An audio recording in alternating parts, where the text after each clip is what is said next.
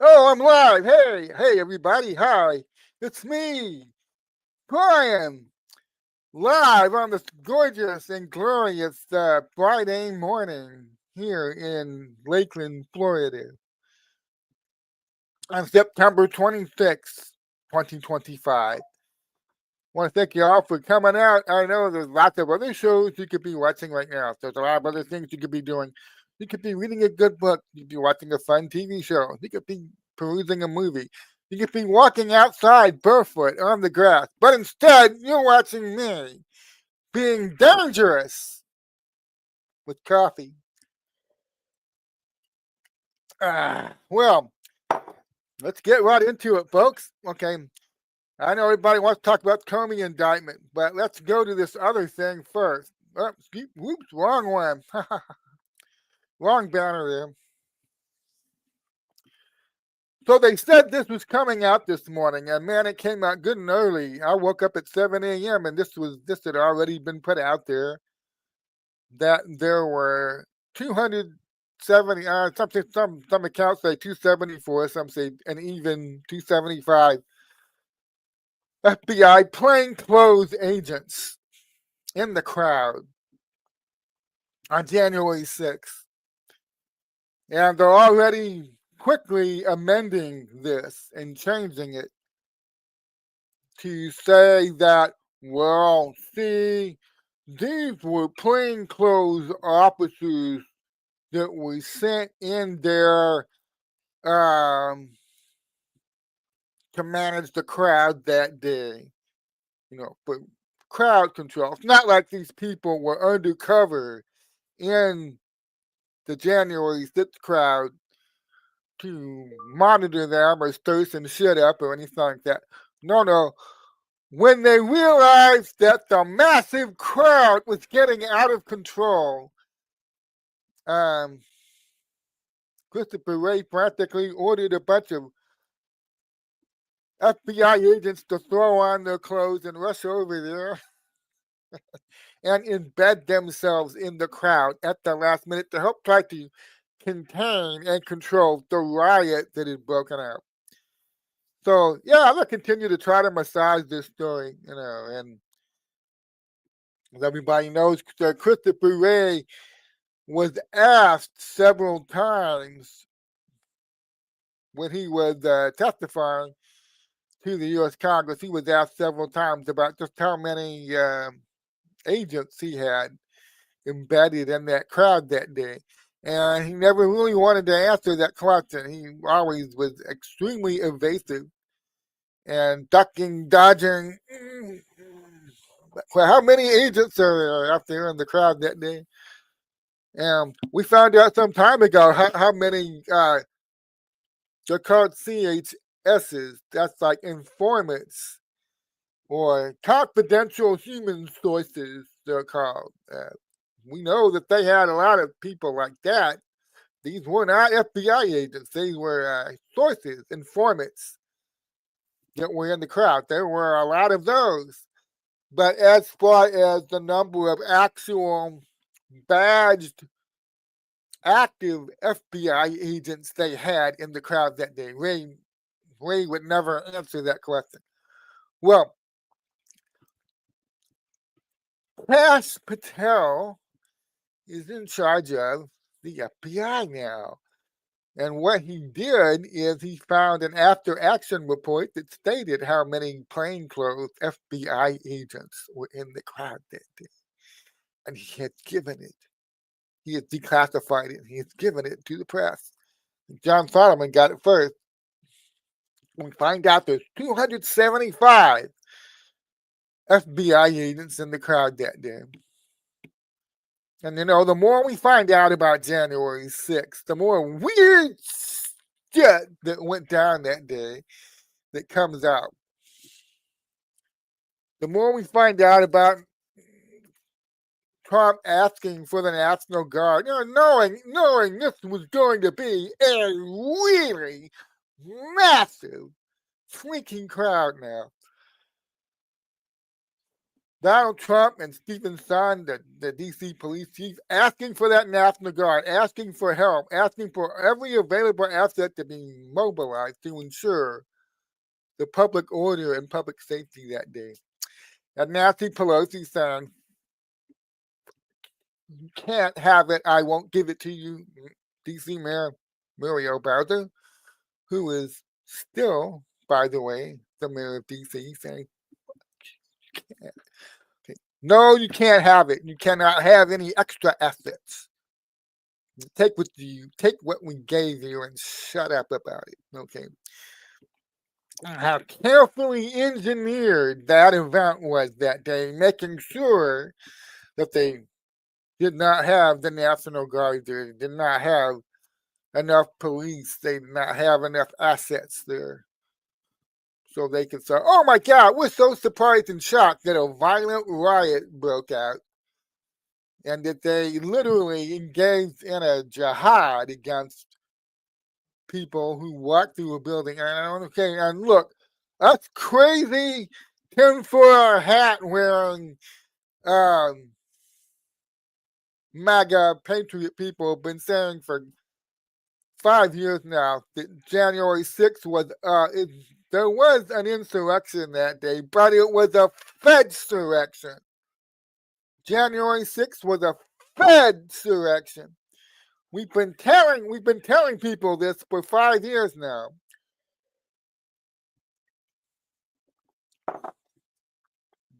How patriots were set up that day.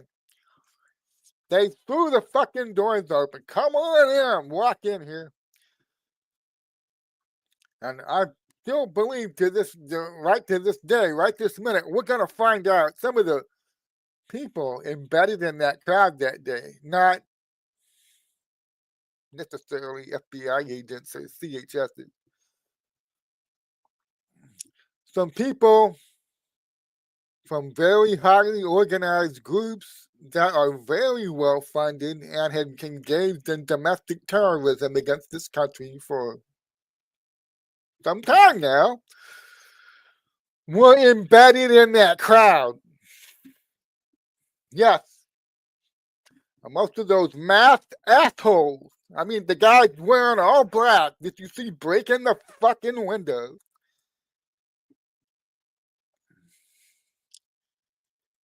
With patriots trying to stop them from breaking the fucking windows and assaulting the cops and breaking shit. The property destruction. A lot of those people, okay, are gonna turn out to be, and you know, we've been saying this for 5 years now, and we were laughed off the stage every time we said it. Antifa was there that day.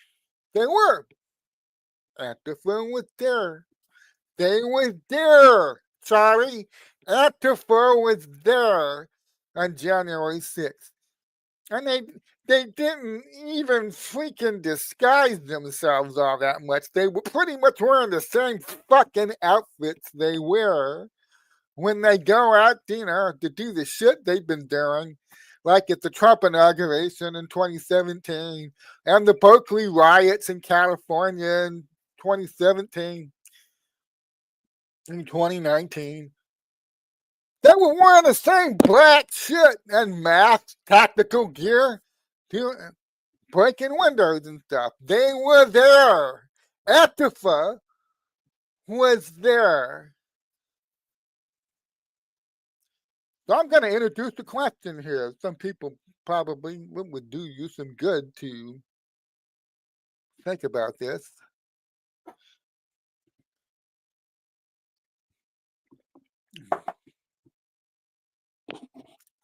Listen carefully to what I'm about to say. Some of those FBI assets and CHSs embedded in the crowd, who were they really there to watch that day? Who were they really there to monitor and record and gather evidence against?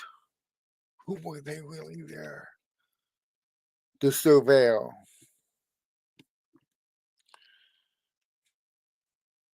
to throw that out there. Because Antifa was there that day. And we all know they were there that day. And we've said, we're going on 5 fucking years, that Antifa was there that day. While this entire fake as fuck January 6th Trump insurrection narrative was taken and jammed all the way down this country's throat for the past couple of years. Trump led an insurrection to try to overthrow the United States government on January 6th. And Nancy Pelosi, not even following the freaking House rules, created an illegal committee to investigate January 6th, where they brought in people like Cassidy Hutchinson, who regaled the country with a bunch of easily disproven tall tales.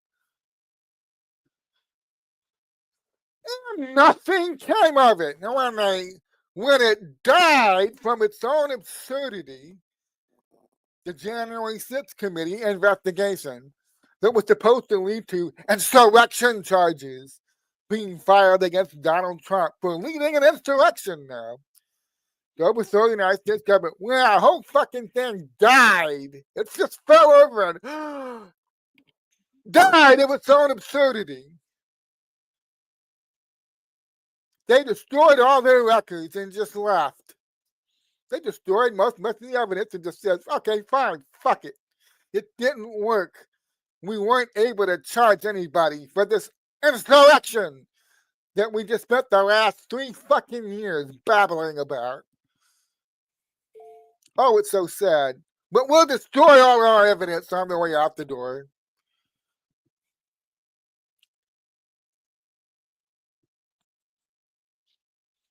Yeah, that actually happened. You lived through that, you know. So the narrative didn't work. They didn't win anything. They gained nothing from doing that. But what they did is they persecuted the hell out of a bunch of innocent Americans. And it's still going on today. I mean, they let most of them out, but there's still people. They lost their houses. They lost their jobs. They were utterly, completely destroyed by this, and they're still trying to get their lives back together. Okay, but I'm talking. Do not underestimate the amount of damage this fake insurrection did to a lot of American patriots. It did a massive amount of damage. But as far as what the bad guys were trying to do, while they were driving that fake Trump insurrection narrative, it was supposed to go somewhere. It was supposed to lead to certain things. And it utterly fucking failed. It failed. It fell over and died long before it got to where it was trying to go. And you did that because you woke up and they realized we're not getting anywhere with this. It's not working. They're not buying it.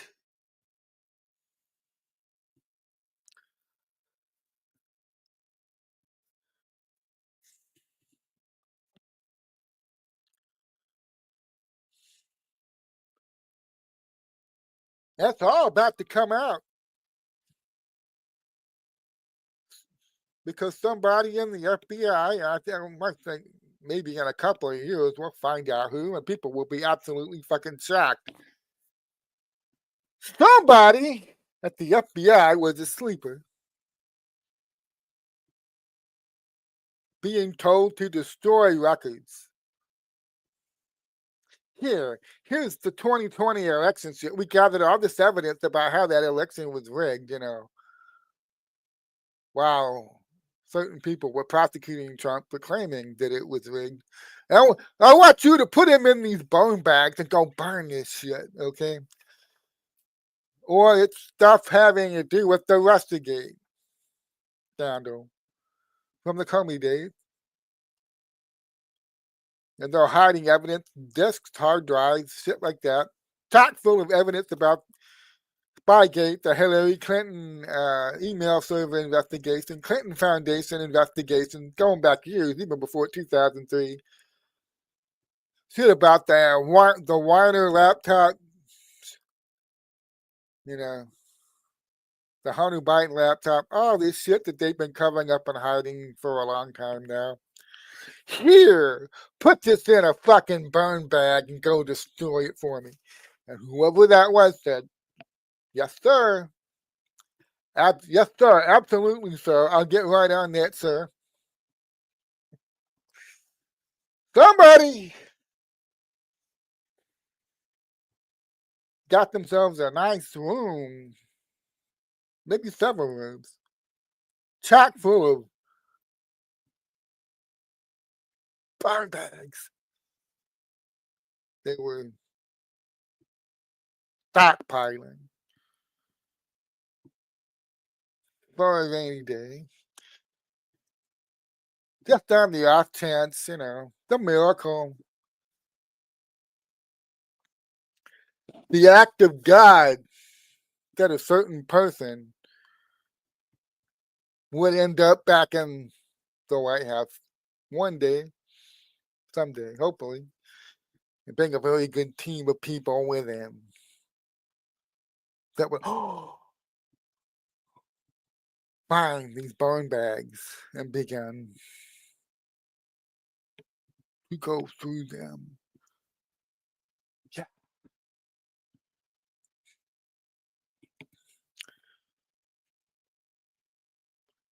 That you live in interesting times, and you do live in interesting times. Very, very interesting times.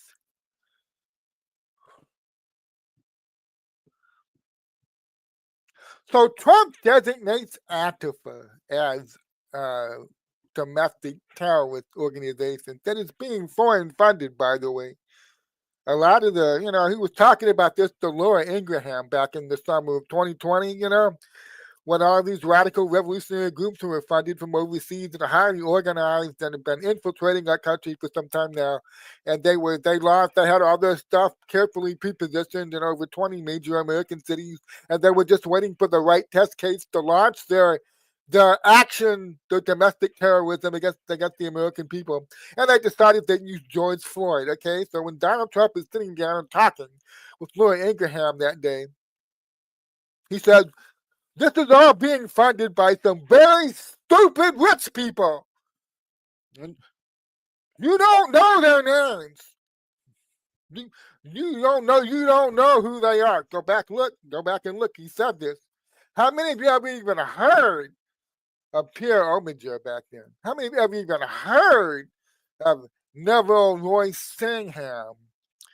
The only name of one of these oligarchs that's been very publicly funding this shit, you only know the name of one of them. Yeah, George Soros. He's the only one you know. You don't know who any of these other people are. That's the point Trump was making. You could not pick these people out of a lineup. How many of you could pick Neville Roy Singham or Reid Hoffman out of a fucking lineup back in 2020? How many of you could have done that? I'm going somewhere. Be patient, all right? I'm developing a theme here. So Trump's telling Laura Ingraham back in 2020, bunch of really stupid rich people are funding all of this domestic terrorism in our cities. None of this shit is organic. It's all very highly planned and organized. It's planned in advance. They pre-position their assets in a very organized strategized fashion, okay, across our cities. Very coordinated. And then I get the go signal and they launch. They've been doing this against us for some time now. So the other day, Donald Trump said, you know what? I think it's time to start going after these very stupid rich people. I think the time has arrived, which is a way of saying um, I, I think it's time to start going after the really stupid rich people. That's another way of saying I think the country is ready to see this now. That there's actually a group of billionaires out there, many of them who are not Americans. They don't live here. They live here. They may visit a lot. You know, they visit a lot of the countries that they control behind the scenes that they run from the shadows. Sure. They visit the UK. They visit France, Germany, Spain, Italy, Ukraine, Israel, Australia, New Zealand. Yeah, sure, man. They visit a lot of these countries that they control from behind the scenes. They do. And they leave a money trail when they do this shit. When they control all these, not just the governments, but the radical organizations that the governments play at and pretend to be fighting. Fund both. Remember, I keep telling you, they fund both sides. Yeah. You see the missiles coming up from Hamas and the PLO or whoever the fuck, get the Houthis. Whoo, missiles going there. And then Israel answers with the Iron Dome missiles. My tax dollars at work. Somehow, also my tax dollars at work. They fund both sides. When you figure out the con, man, when you figure out that they fund both sides, and they have agents provocateurs on both sides that keep both sides fighting each other on the surface.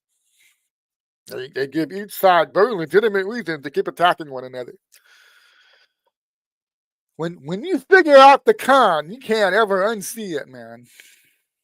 Can't unsee it. So, anyway, the other day, Donald Trump signs an executive order saying it's time to go after the very stupid rich people that have been funding all of this shit that's been going on inside the United States for the last decade or more with Antifa. And all the usual suspects are out there screaming and crying, oh my God, this is terrible, this is horrible. Donald Trump is going to try to track the money trail to this nebulous idea. A nebulous idea. Oh, this is terrible. This is horrible. No, he already cut. Yeah, I need to go here. He already cut off the money these oligarchs were stealing from us. These very stupid rich people, the oligarchs' families, He already cut off their access to the U.S. Treasury. Okay, I've talked for some time now.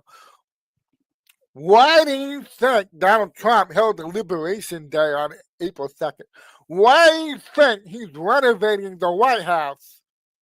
Every other month, he renovates something else. He puts up huge flagpoles with American flags on them on the front and back lawns. Why? He does a military parade.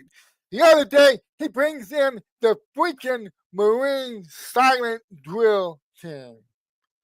Very publicly doing drills on the White House lawn. Then he invites them into the Oval Office so he can pose for pictures with them and get them all challenge coins. It's awesome, okay? But why is he doing that? Well, I tell you why. And some of you are gonna laugh. You're gonna say this is crazy. This is a country with 400 million fucking guns in it. What the hell are you saying? Okay, but look, I'm gonna tell you this. Up until very recently, our country was under the control of a shadow government. much of it foreign-based. We were not a free country. And what you've been watching for the last 8 months, ever since Donald Trump came back for his second term, which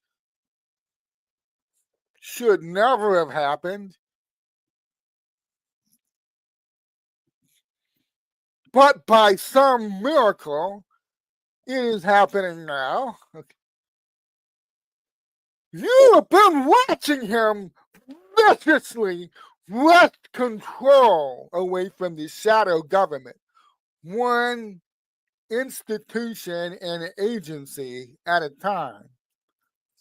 That's what you've been watching for the last 8 months. And he loves rubbing the face of that fucking shadow government in this at every opportunity. Come here. Let me rub your face in it somewhere. Watch the Marine silent drill team do its drills on the American White House lawn now. That's not your fucking White House anymore. It's not your fucking White House anymore. That's not your fucking U.S. military anymore.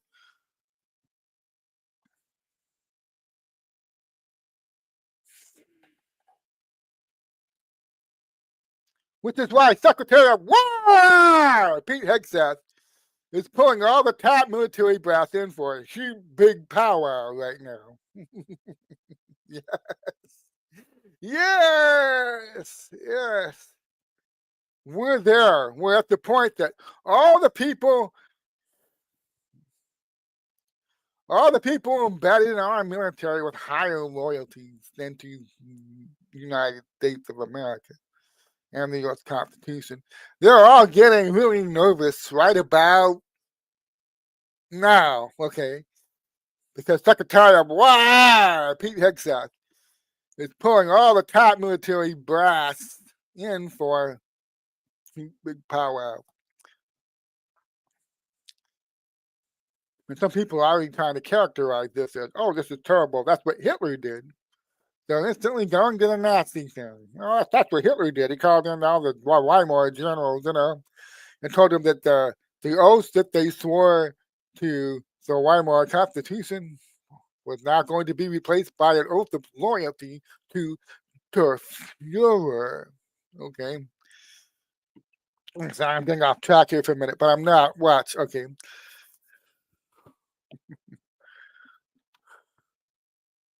Our government, all aspects of it now, up until very recently, were under the direct control of a unelected shadow government, much of it based overseas in foreign countries, foreign entities, if you will. And Trump is taking control away from these people. And they don't like it. And they're all complaining about it. Now, they can't specifically come out and say why they have such a massive problem with what Trump is doing. We were looting the fucking U.S. Treasury. We were pulling $400 billion out of there, or whatever it was, in foreign aid. And then we had another couple $100 billion. We were looting via our various funky NGOs, doing shit around the world like mass migrations and stuff like that, and climate change. Stealing it from U.S. Treasury and sending it to our NGO. Maybe, who knows how much it was. If you combine the foreign aid that was being stolen with the money that was being shipped out to these NGOs, a lot of them are in America, but many of them are not. How many billions of dollars? It could have been up to $700 billion a year. Who knows how much it was? But they were stealing a lot every year. Okay,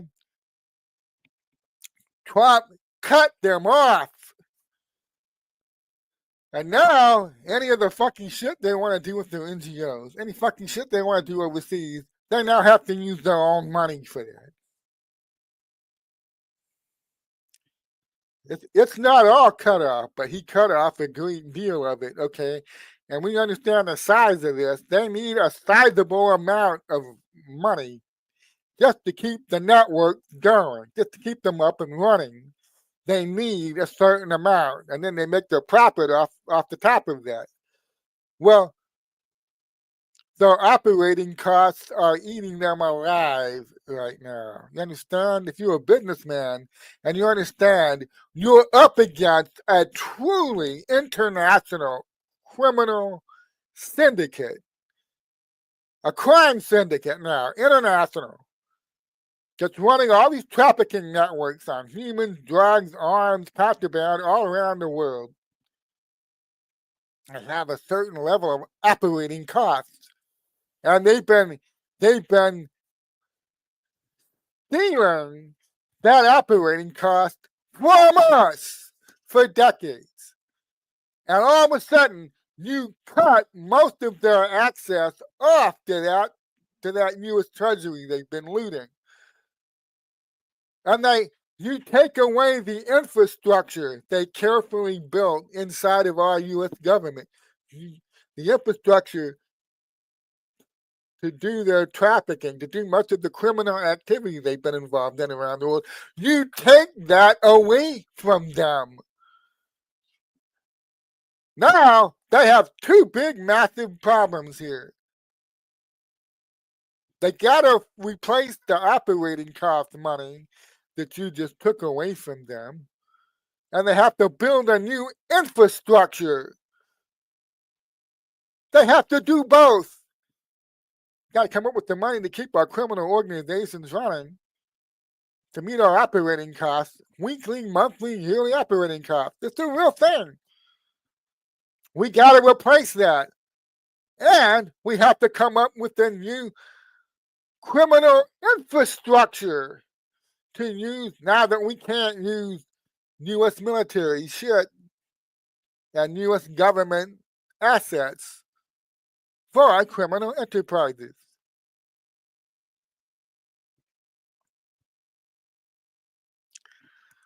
The Homan thing. Yes, okay, let me go into the Homan thing for a minute.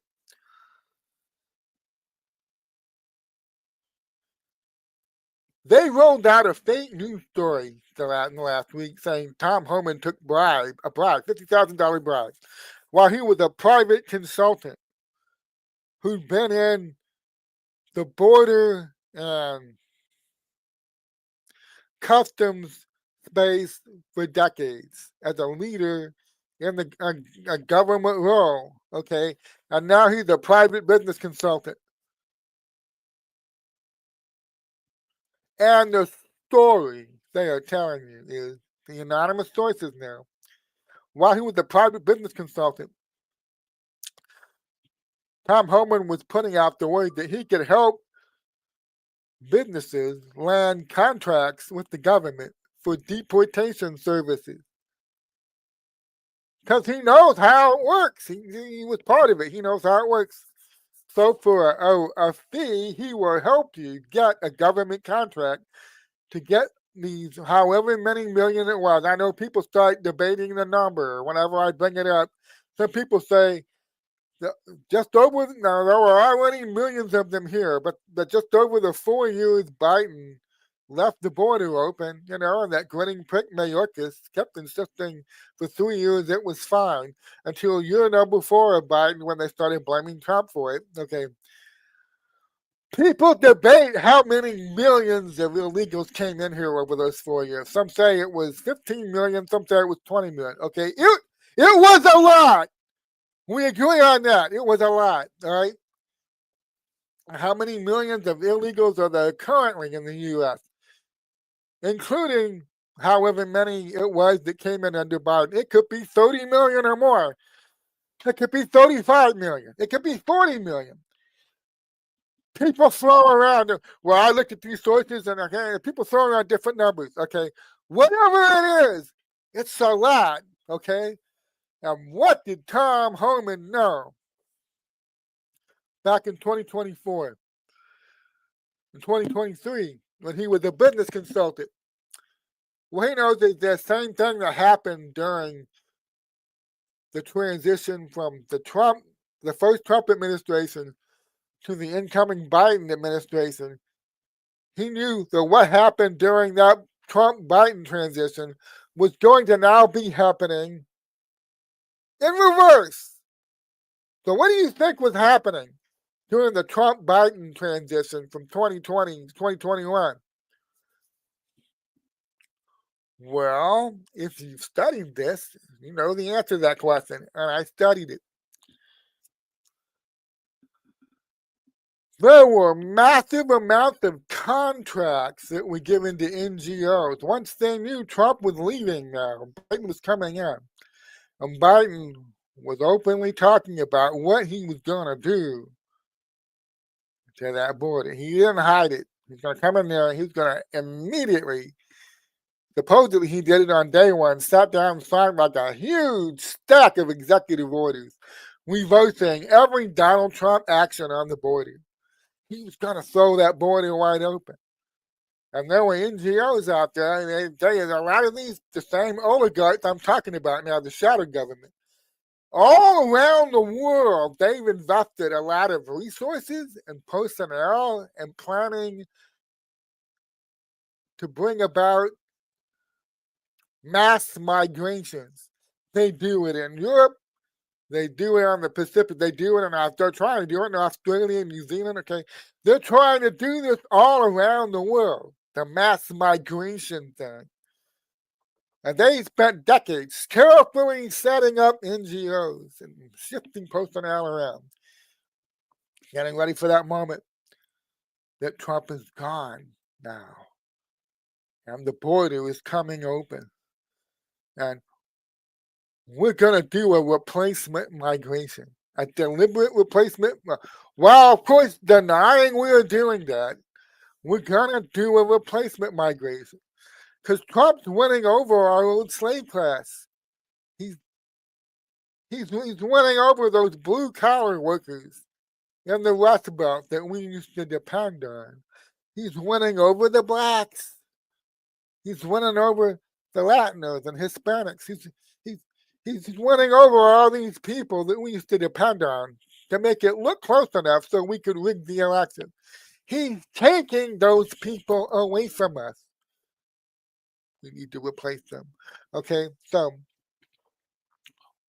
Holman knew what was happening in the transition from Trump to Biden.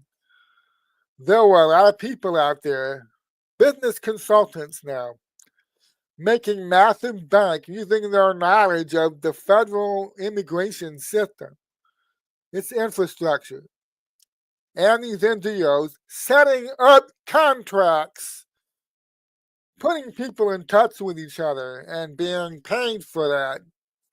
It's called the retainer fee.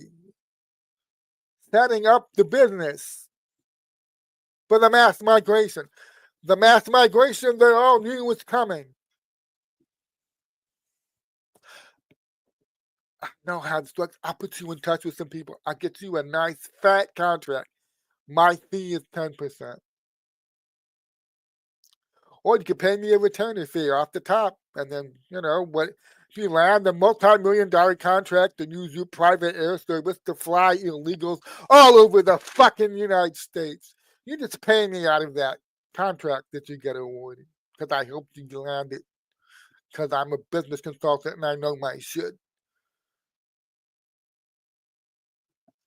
You think that wasn't going on from November 2020 to January 2021? Oh, well, it was. It was going on. A lot of people got paid retaining fees. I hereby retain your services to help me get a nice, big, fat, juicy mass migration contract to funnel all of these millions of coming illegals into the United States. Go to work for me, bro. So what was Holman doing? Well, Holman was saying, listen, I know how the immigration system works. I'm intimately familiar with it. Donald Trump, if he wins this election, he'll be coming back, and he's not exactly making it a secret what he's going to do when he comes back. Mass deportations, baby. Okay. I know people. I can put you in touch with some people. I will make sure you get a nice, big, fat, juicy mass deportation contract to help facilitate the mass migration of these 20 million fucking people that Biden let in here. Yeah, Tom Homan put that feeler out there. He's a business consultant at the time. He's in private practice. He can do that. And certain people within the FBI hear that Tom Homan is doing this. Oh, well, he's saying he's gonna take money to put people together to facilitate the granting of a government contract to engage in mass deportation. Let's get this guy on film. I tell you, there's a video. Okay, let's get this guy on film. Let's set this guy up. Let's arrange a meeting with him, with some undercover FBI agents. Undercover FBI agents again. Let's entrap him. Let's pretend that we have a business, an NGO or whatever, and we want to help deport these 20 million or whatever the fuck it was, illegal, that Biden let in here beginning in 2021. And let's approach Tom Homan and say we want to sit down with him and discuss what he can do for us, what kind of people he can put us in touch with to help us land one of these big, juicy, fat government deportation contracts that will come about if Donald Trump wins this election. And these anonymous sources that approach these fake news outlets with this story claim they got Homan on camera accepting $50,000 in cash. Of course, and the stories, they're very careful not to use the word retainer or retaining fee. Because any fucking business consultant in the country or lawyers get paid retainers all the time. If they include the word retainer, that Tom Homan accepted a $50,000 retainer fee from these undercover FBI agents, every fucking business consultant and lawyer in this country will tell you what actually happened here. They retained his services for a future date. That's all they did with that $50,000. There was no contract yet. What fucking contract was there? There was no business yet. What promise was Herman making to them? No, they were retaining his services for a future date. Just in case Trump won the election. Then, okay, here's the other absurd fucking thing they tell you in this fake news story. Supposedly now, having gotten Tom Homan on camera accepting a bribe, doing something illegal,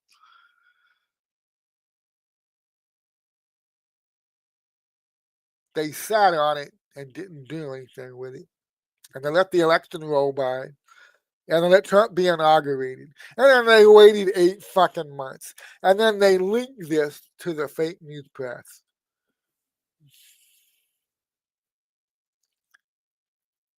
Again, anybody who's ever run a business consultant service, a business consultancy service, or a law firm that gets paid retainer fees in case their services are required, will tell you how this fucking works.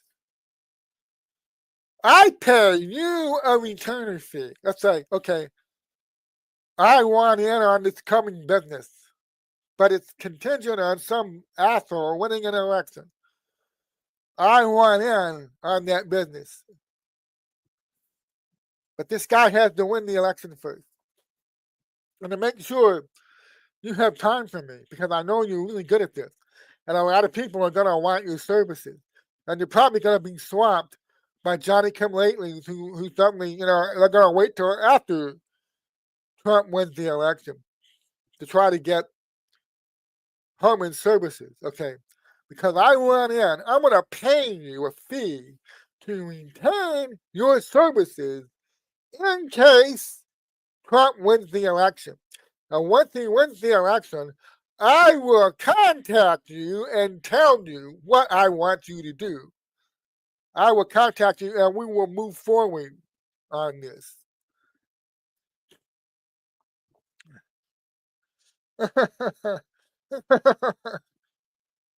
So, what's the story? After having returned Harmon's services, these fake undercover FBI agents never contact him or talk to him or communicate with him ever again.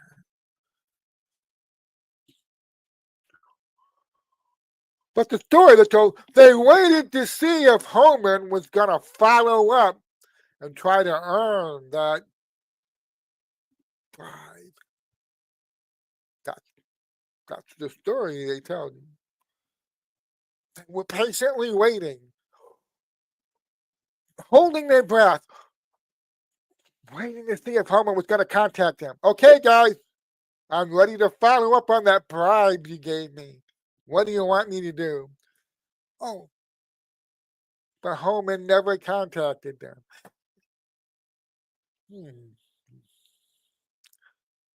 Now, if you actually run a business consultancy and you're a lawyer, you understand what happens if you give somebody $50,000 to retain them, to retain their services in case certain conditions are met where their services are now required by you.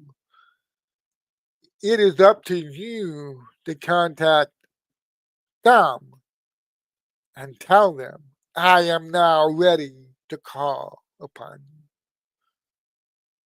and take your retainer fee active. I'm now ready to utilize you. Time for you to start earning that money. The client is the one that has to do that.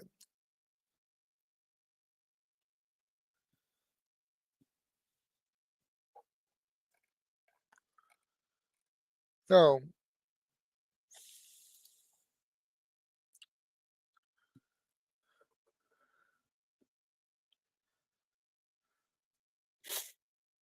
I said all that to say this. The same very stupid fucking rich people out there, the Reid Hoffmans, the Neville Roy Senhams,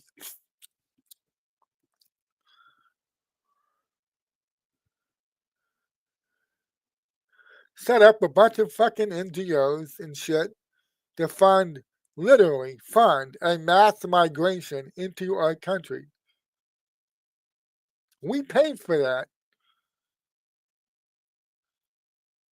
They stole money out of our U.S. Treasury from our foreign aid, shipped off to many of these South American and Central American countries to facilitate this mass migration into America.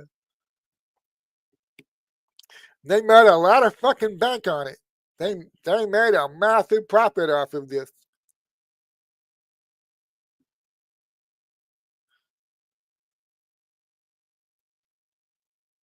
The moment I heard this story, you go back and check my X account back on the date this story broke, that Tom Herman accepted a bribe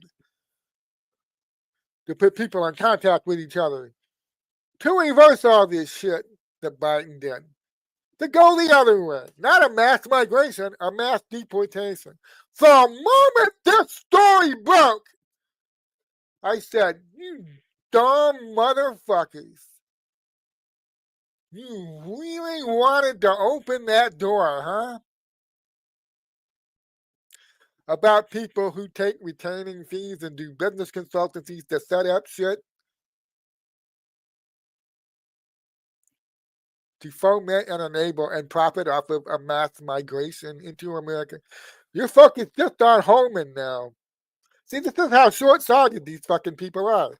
You're focused just on Holman and how you can try to dirty him up and damage him and maybe launch an attack on him if Trump calls on him to actually do this mass deportation program.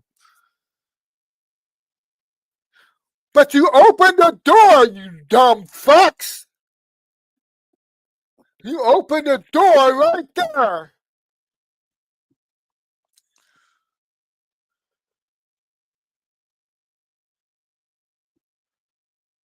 Holman wasn't given $50,000 paid to him by an NGO looting our fucking U.S. Treasury. You understand that?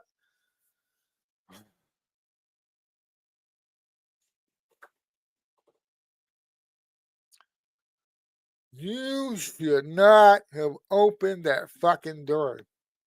You are going to regret that you opened that door. Because the American people are going to see now, when they look at this, how this case goes against Holman, how it's dispensed with. And then somebody's going to be charged. I guarantee you this. Bookmark this. Write this down.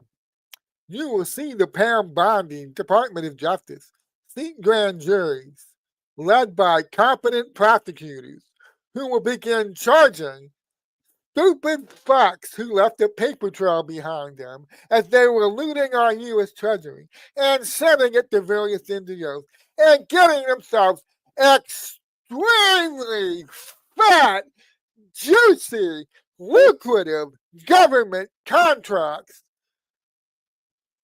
to bring millions of illegals in here, like 100,000 Haitians, and dropping them right in the middle of fucking Ohio. Yes, you will see this. Thank you for opening that fucking door.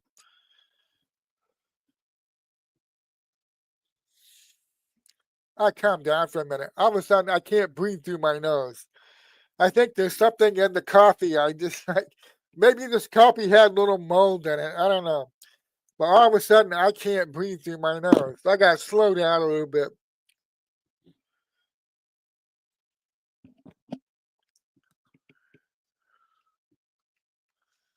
See, this is why, and I know I sound like an egotistical prick when I talk like this.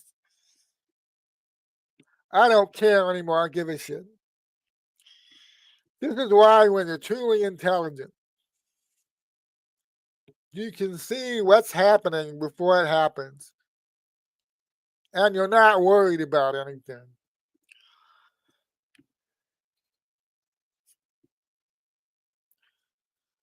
Well, I sure hope something happens. I get told this all the time. I sure hope something happens with the people who fomented and planned and enabled that mass migration into our country. I sure hope they get prosecuted for that.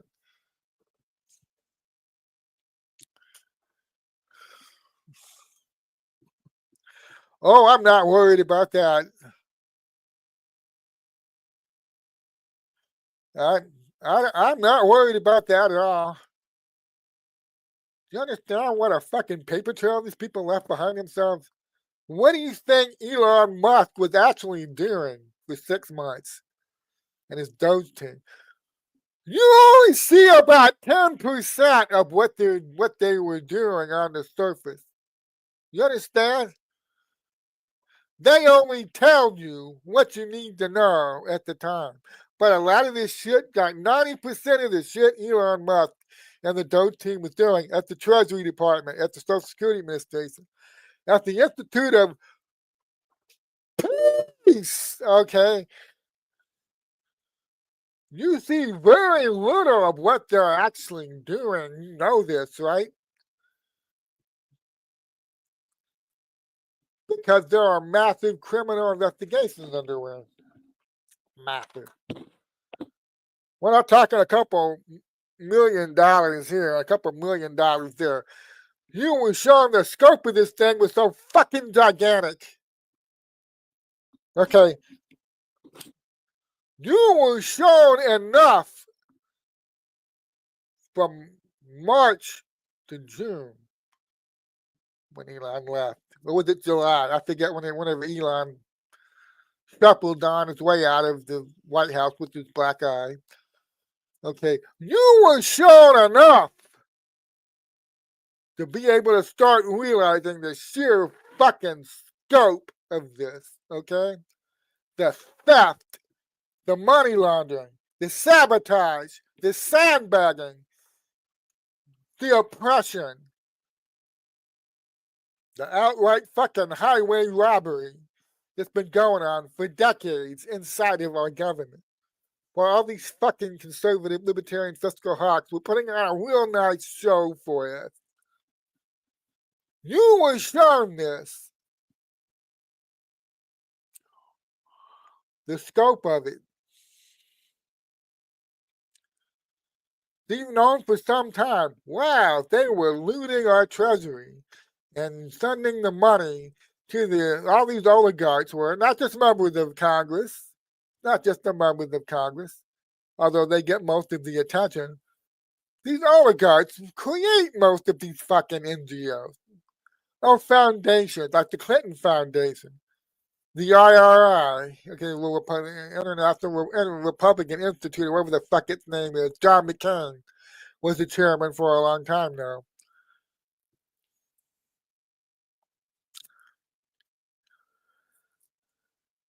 And they launder money to do all the nefarious shit they want to do that they can't do openly.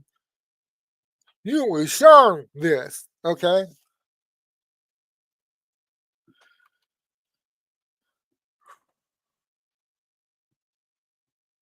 My iPhone tells me I'm being too loud again. Okay, yeah.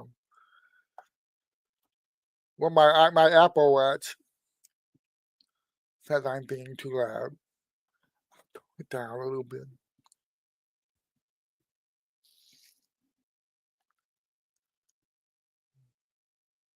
The last thing you should want to do, if you're one of these asshole oligarchs that control our fake news media,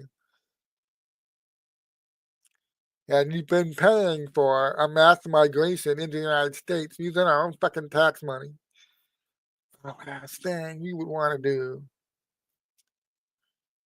call attention to all the money changing hands to set up these lucrative contracts to facilitate this mass migration. You don't want people looking into that. You certainly don't want people investigating it. But I'm telling you, it's being investigated. So what's the Tom Homan? I spent a lot of time on this. I didn't really intend to do that. But what's the Tom Homan story going to end up doing? Well, it's getting the public ready for the fact that there's a lot of people that have business consultancies and they make a lot of money funneling, using their former government service to funnel contracts to certain private entities. Yes, this happens in Washington, D.C. all the time.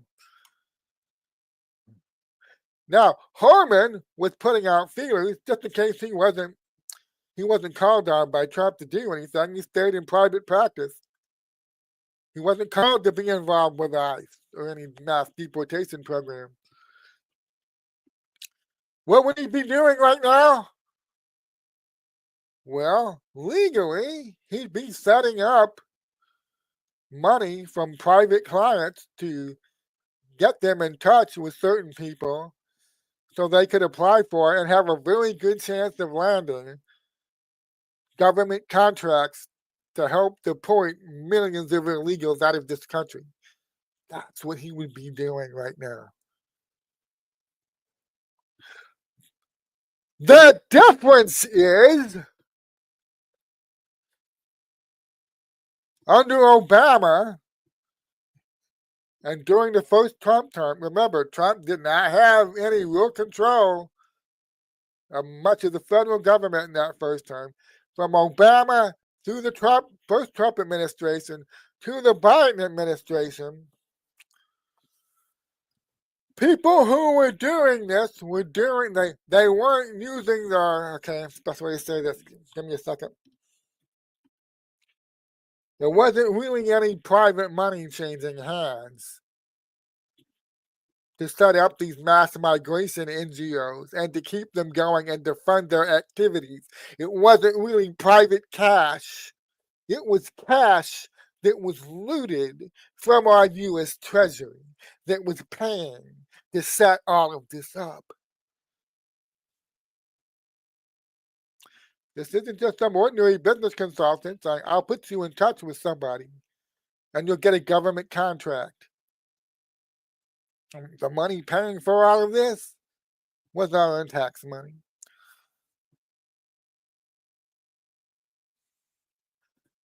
Yeah.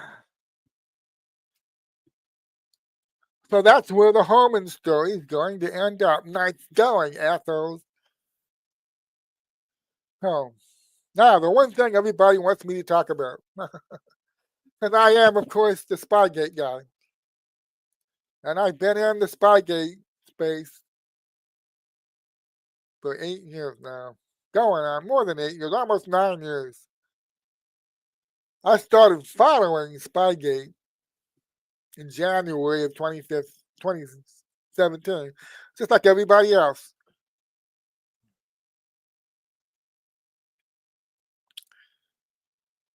I start the launch. I know it started earlier, but I set my experience with it, my activity in it, at January of 2017 when the Still dossier was published, and then that column by David Ignatius appears on the Washington Post. January 11 or 12. I always forget which day it is. I think the day after the Still dossier was published by BuzzFeed. David Ignatius puts up that column in the Washington Post where he says, hey,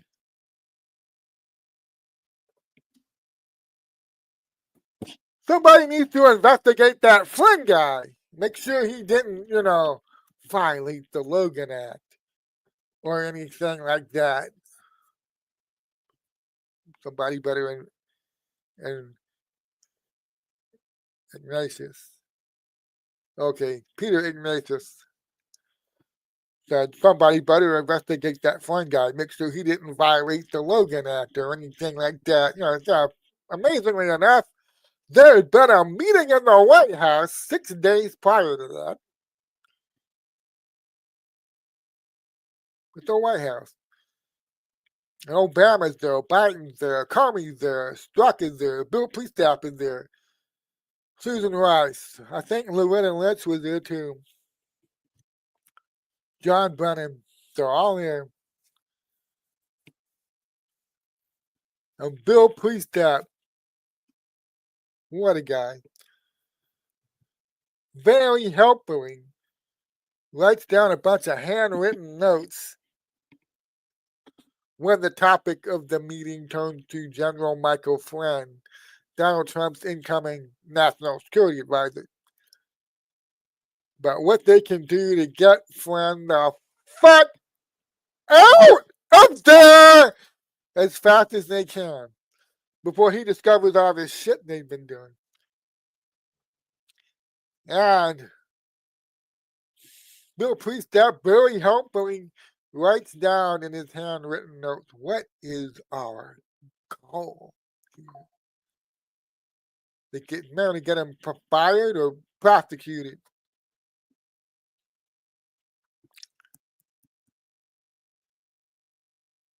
Remember what that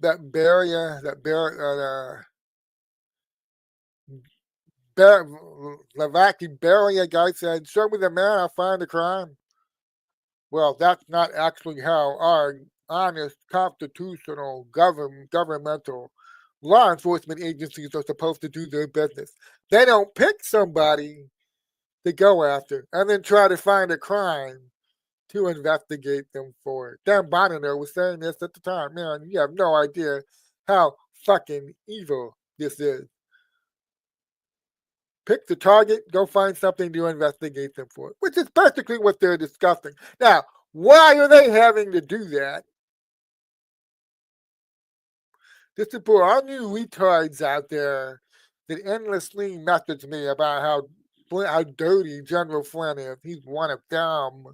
They're sitting there plotting against one of their own, I guess. This is how this fucking absurd narrative goes.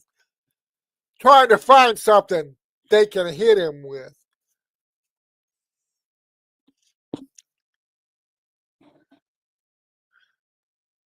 Why?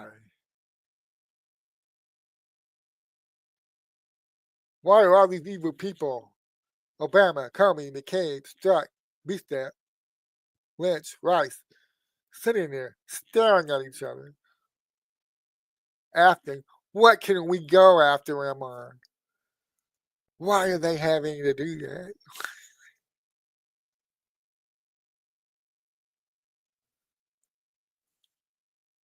Well, okay, that's a good point there.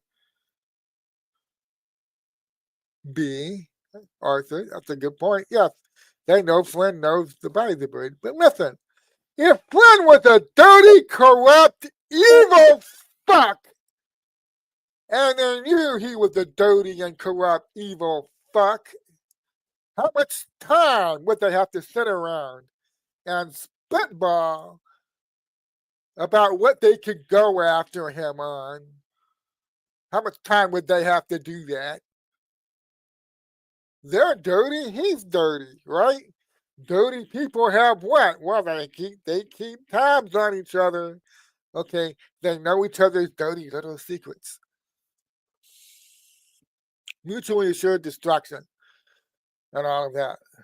So, for all you retards out there that endlessly speculate how dirty and awful, evil, and corrupt General Michael Flynn supposedly is, why are these fucking goons in the White House sitting around staring at each other? What can we go after him on? There's got to be something. We need to get that guy out of there. He knows what we did. He'll find us. The shit we've been doing that he doesn't know about won't take him long to find out about it. We gotta get him out of there. What can we use to get him the fuck out of there? And old Joe Biden, at that point, speaks up and says, guys, I know what we can do. I know how we can go after Flynn. We can use all that pedo stuff he's been covering up. Yes, along with us. We're all pedos here, most of us. We'll use that shit to blackmail him into resigning.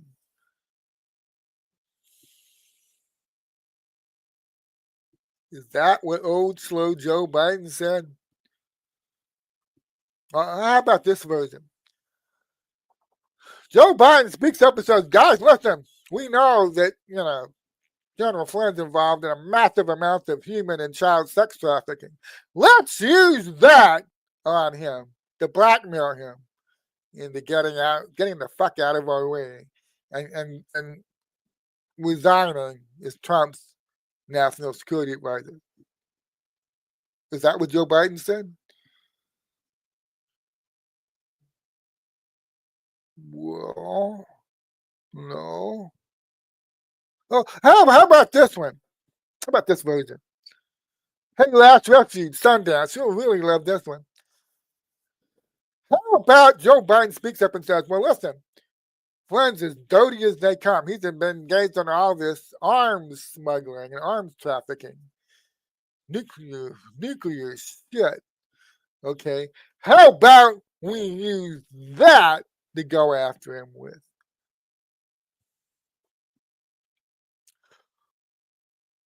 Well, no, Joe Biden didn't say any of that. You see, what Joe Biden actually said, according to Bill Priestap's handwritten notes, what Joe Biden says is, listen, guys, because we don't have anything real to go after Flynn with, to try to get him fired or to prosecute him with. What if we use that recent series of phone calls he had with that Russian ambassador? After we carefully inserted the Steele dossier and election interference shit in the last ICA, and we expelled 31 or whatever it was Russian diplomats and their families from the United States. We engineered an international crisis with Russia based on what we knew was fake shit. Okay, we did that. And so Flynn right there did his job. He gets on the phone with the Russian ambassador, Sergei Kislyak, and he calms things down. Okay, here's my idea, guys. What if we claim during that series of phone calls with the Russian ambassador, General Flynn started making up his own foreign policy? He began undermining and sabotaging those sanctions that Barrack here just hit Russia with. He brings up the sanctions and he starts making promises that Donald Trump will get rid of those sanctions in that series of phone calls. And so, what if we use the phone call transcripts? We leak there. Okay, he didn't come out and say all of this. Okay. He said, let's claim General Flynn violated the Logan Act as a reason to investigate him. Now, according to Bill Priestap, who's kind of disappeared, hasn't been seen much around lately, the last 6-7 years, like somebody else I could mention, and will later on this broadcast. What if we use that phone call transcript to say General Flynn needs to be investigated for a possible violation of the Logan Act? Now, the Logan Act was in 1787 or whatever it was, 1887, I forget. It's, for over 100 years, I think only 3 cases had ever been brought on it, and nobody was ever convicted. It's basically undermining the foreign policy of the U.S. president or the Congress by surreptitiously contacting foreign nations and undermining the stated official policy of the United States. Nobody's ever been convicted on it. It only been charged 3 times up to that point. So all these guys are sitting around spitballing, okay, because there's nothing real we can go after this son of a bitch on. We're gonna have to make something up. What did Joe Biden suggest they make up? He suggested they make up a Logan Act violation. Say, hey, how do we know General Flynn didn't discuss the new sanctions we just hit Russia and Putin with in these phone calls? And he didn't say anything to undermine those sanctions. How do we know that? Somebody better check this. And surprisingly enough, by some Luciferian miracle, 6 days later, if I'm assuming it's January 11th and not the 12th, if it was the 12th, then it was 7 days later. 6 or 7 days later, David Ignatius, Ignatia, or whatever, however the fuck you say that, this Washington Post columnist puts out a column, and a big chunk of it is devoted to this question. How do we know General Flynn did not violate the Logan Act in those phone calls he had with the Russian ambassador? How do we know? Somebody should look into this.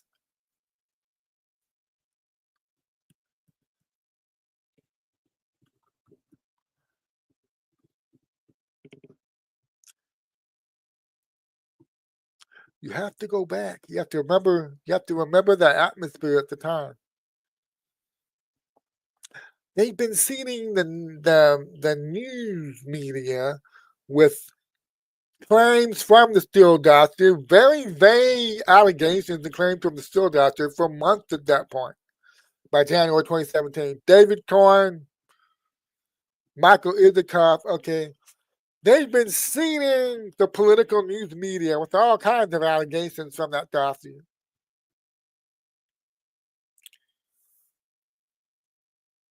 People were 100% convinced that Hillary Clinton had that election in the bag. They were still shocked and surprised that somehow that motherfucker managed to win. They were shocked to the core of their being. Somehow that golden-haired son of a bitch managed to win that election. And the explanation that began to be instantly provided to them by the Clinton campaign and by the fake news media, surreptitious leak campaign from out of the FBI. That will be, hopefully I get some time to talk about that. They were handed an explanation on how this happened. Russia helped or stole this election for Donald Trump. That's the only way Hillary could have lost. And there were a lot of people out there that were willing to believe that. That narrative began to build by the end of November. It built all the way through the month of December 2016. And it reached tidal wave proportions. And it reached a crescendo now by the time the Steele dossier was published by BuzzFeed. And you had half the country going, oh my God, there's a Russian agent in the White House.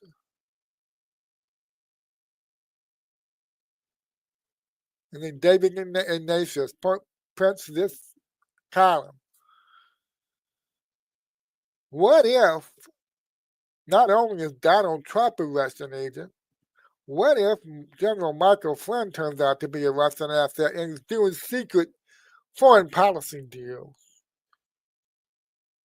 behind the scenes with this phone call to the Russian ambassador? Somebody should investigate this. This needs to be investigated.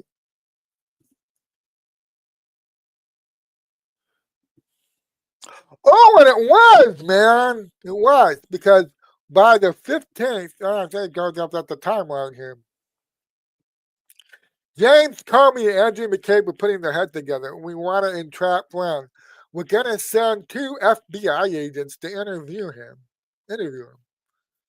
We got to set him up for the interview. And they did, man. They set him up beautifully.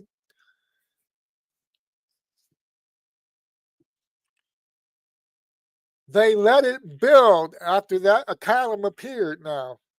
The Ignatius column appeared. Now, this is already cranked up to hysteria levels in the media and the press. All the talking heads on the TV. Oh my God! What if that's a Russian agent that's about to be inaugurated? It built, and fucking built. They let it build for about 10 more days, and then they call McCabe. Now, calls went on the phone. Hey, Mike. This is just a formality because of that stupid column, the BuzzFeed thing, stupid column appeared in the Washington Post. Mike, I want to send 2 FBI agents for a friendly interview with you. Okay. Now, Mike, this is just a friendly interview. You don't really need to have any White House counsel or any legal representation present for this. It could be just you and the 2 agents. That's fine. And apparently, the story goes, General Flynn says, "Fine, okay, sure, I'll ask for him." But so on January 24, 4 days after Trump's first inauguration,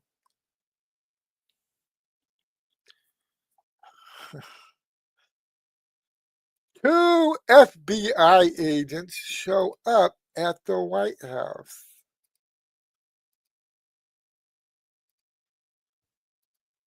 And the name of one of the FBI agents, I thought I had this up already. Hold on, give me a second. One of the FBI agents is named Peter Strzok. Everybody knows Peter Strzok. Everybody's seen countless pictures of Peter Strzok. Okay, and we've all seen the pictures. We all know who he is. Wow, I actually don't have this up. Give me a second. Um, I got to go to my media on my X account because I know I just posted it this morning. It's there. Okay, here we are. Apologies.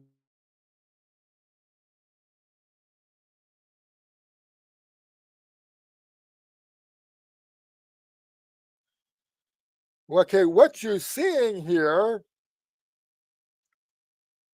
is a screenshot from a column I wrote for Uncover DC back in 2018.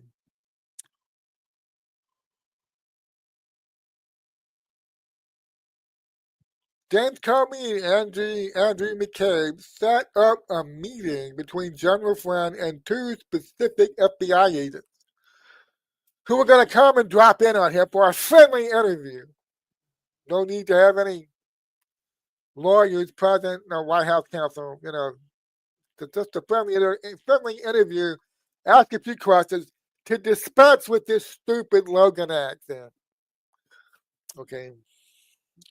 And those two FBI agents were Peter Strzok and Joe Pianka.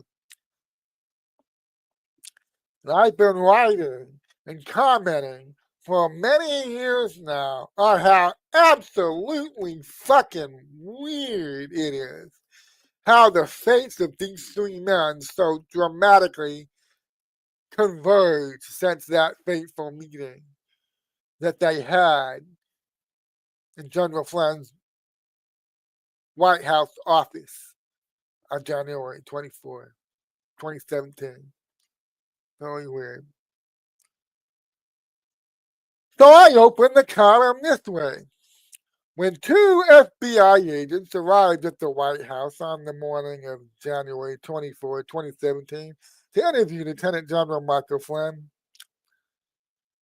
none of the three men involved could have foreseen the different fates that awaited them. One of the men would be forced to very publicly resign from an important job in the newly installed Trump administration. And you could add to that sentence, become the subject of a 5-year inquisition based on fake and false charges that the DOJ later admitted in writing should never have been made against him. That's the first man involved in the meeting. One of the men would be very publicly fired from the FBI after a extremely contentious congressional hearing before the entire country. That man would go on to become a national figure. He's still even brought on sometimes on NBC, I think it is, to be an analyst on current events. Peter Strzok became a national figure. And one of these men would simply disappear.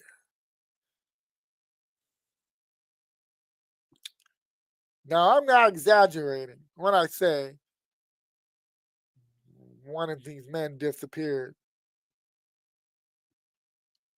I've been tracking and trying to find a real picture of Joseph Pianka.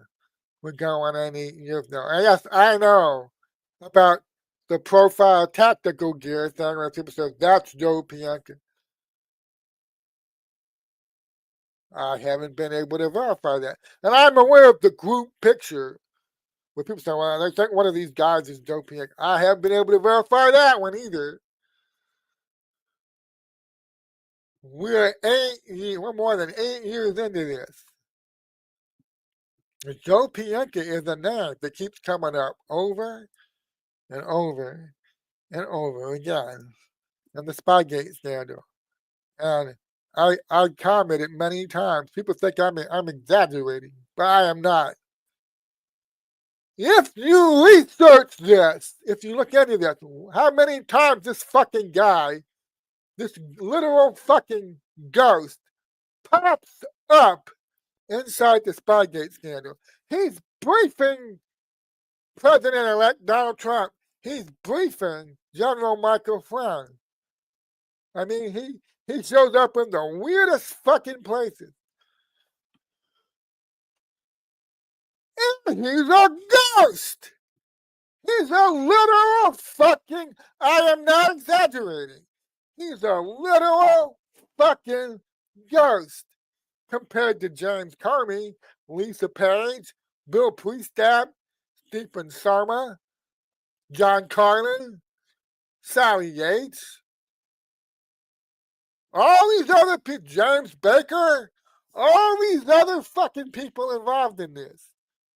There's only one guy, one fucking guy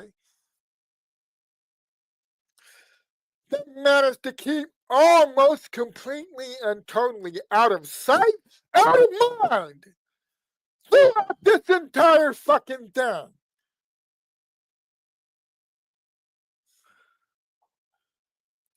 You may think I'm exaggerating, calling this guy the fucking invisible man.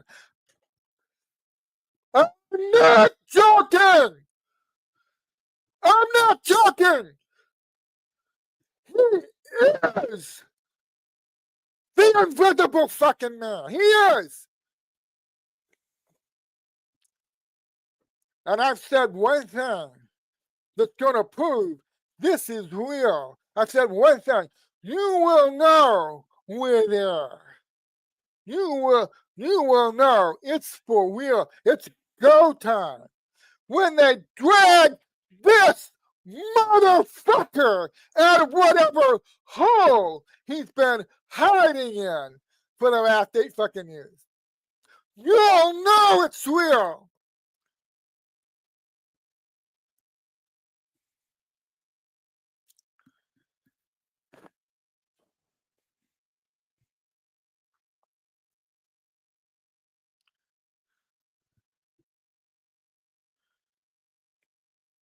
I got 30 minutes. Yeah, okay, let's get into the Fiat thing. Okay. I've had a theory for going on the last 3-4 years now. The more I studied how they ghosted this guy, the more I studied how they hide him from sight, the more I studied how they literally will not answer any questions about him, the more I became convinced. See, because, okay.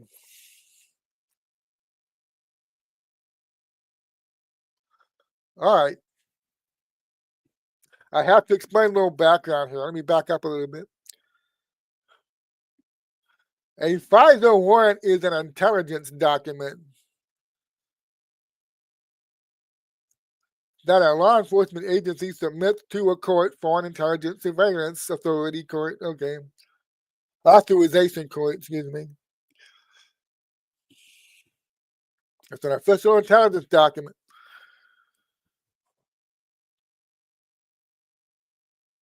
Somebody on the Crossfire Hurricane team. They do not hand this off to a general counsel. Somebody was speculating the other day, hey, maybe James Baker was the affiliate. No. It would be somebody who was on the Crossfire Hurricane team in October of 2016, who would compile and fill out this warrant put all the evidence in it, which would include, of course, the Steele dossier, fake shit. It would have to be somebody on the team. So and we now know that warrant had a lot of fake shit in it. They had the Steele dossier stuff and other made up shit in it. And plus, there was a ton of exculpatory documented evidence that this crossbar hurricane team had access to that was not put in that warrant. Wasn't there. So whoever compiled and filled out that warrant and put that fake shit in there and kept the exculpatory stuff out of it, when they signed it as the affiant, the official signer and guarantor of that warrant, when they signed it, they committed several federal felonies. Because other people signed off on it too. Other people higher up the chain. Comey, McKay, Yates, Dana Bonte, okay, other higher, but people have to understand this. The people higher up the chain, they're not doing their own independent investigation. Well, let me check every fact that's in this warrant. They don't do that. They say, they look at the affiant signature, and by putting the signature on there, the affiant is saying, I checked this all out. And to the best of my knowledge, everything that's in this warrant is true and verified to the best of my ability and accurate. And all exculpatory information is included in it. They affirm this under penalty when they sign it. It is a federal legal document. So whoever signed that fucking thing, the original Cardi Page warrant now, whoever signed it as the affiant committed several federal felonies. That warrant ended up being so bad, an inspector general report specifically found, and the FISA agreed and later made a ruling, it should never have been granted. That's how bad it was.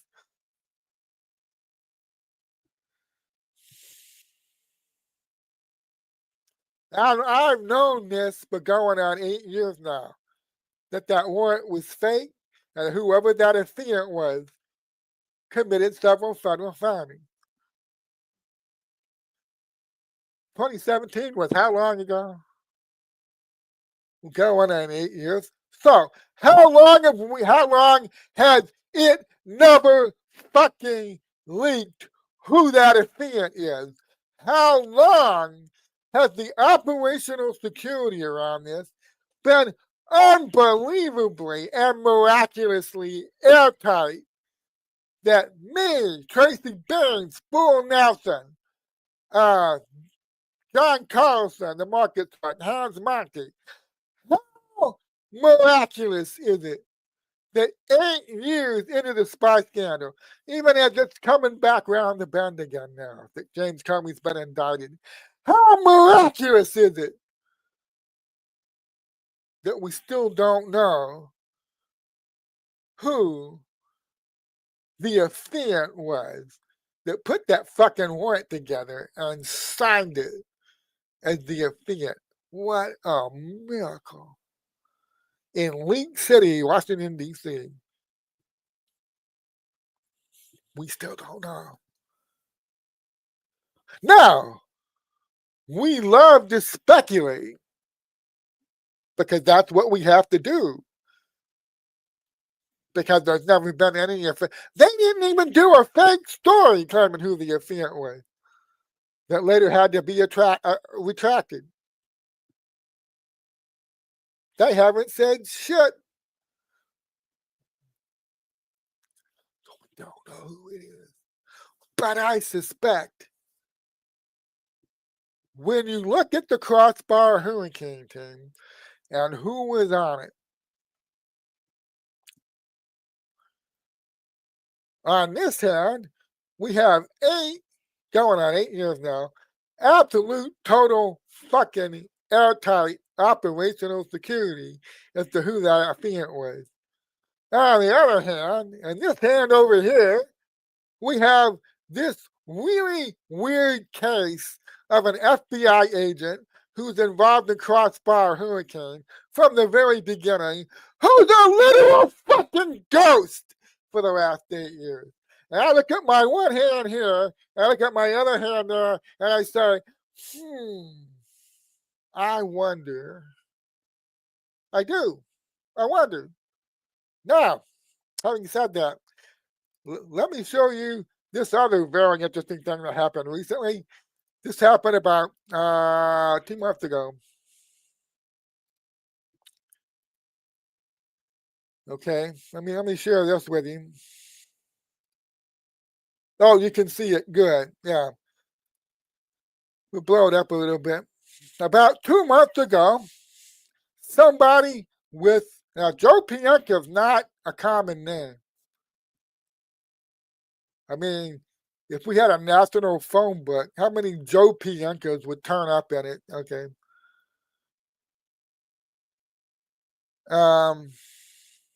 About 2 months ago, somebody named Joe Pienka, and as far as I could tell, if this is real, ended up, he turned up inside the office of California Representative Eric Swalwell. Okay. So he's working out of Eric Swalwell's California office. And I found that interesting. I said at the time, this is a meme I made, thought you had me there, ha ha ha, prepare for justice. Okay. As you can see, there's no picture of Joe Pienka there. Yeah, because I can't find one. That I can verify. I can't find one. So I've had a theory for some time now. I've been sitting on 3 years. I sat on this. Only recently began discussing it. I had a theory for some time now. I've been sitting on so who the affiant was for the Carter W. Page FISA warrant and its 3 renewals, because that fucking thing was renewed 3 times. Every 3 months I have to approach the court again, update the warrant, and get a new approval for it, a renewal. So the first renewal was January, and that's when they sought out, after knowing where he was all along and not contacting him and not trying to get to do anything to find him. When the warrant was originally approved in October, January is when they first approached Igor Danchenko and asked him about all the still dossier shit. Okay, and he denied it. He disowned it. That was January, the first renewal. Second renewal, I believe, was in April and May. And the third renewal was in June or July. Okay, they did not renew it for a 4th time, so it expired. The Carter Page FISA warrant expired in September of 2017. It was in force for almost a full year. So it would be a key member of the Crossfire Hurricane team that would assemble the warrant and sign off on it as the affiant. Each higher up person wouldn't do their own investigations of the warrant's claims. They would take the affiant's word for it that everything was in order. So this means the affiant would bear most of the criminal liabilities from any known false statements in the warrant, and also from any known exculpatory evidence excluded from the warrant. Now, given how they completely ghosted FBI Special Agent Joseph Pienka for going on 8 years now, was struck literally became a well-known national figure, I kicked around a theory that Bianca is the offense. Some people think it's even Sama. There's other people kick around various theories, okay? And the fact Bianca recently turned up appearing to be working in the office of California Representative Eric Swalwell certainly bolsters my theory. Okay, and I want to stress that's all it is at this point. It's a theory.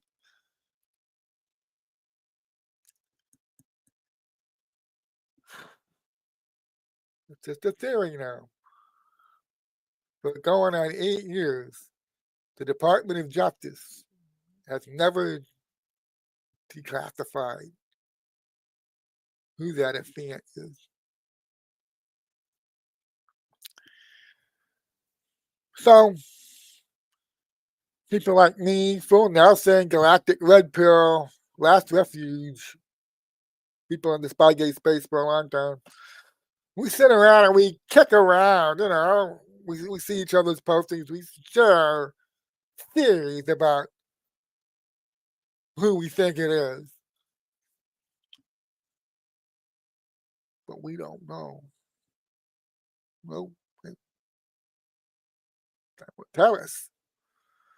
Hopefully, okay, I've been saying, even if he wasn't the FBI, I'm hoping we do see the return of Joseph Pienka from this 8-year exile or whatever it is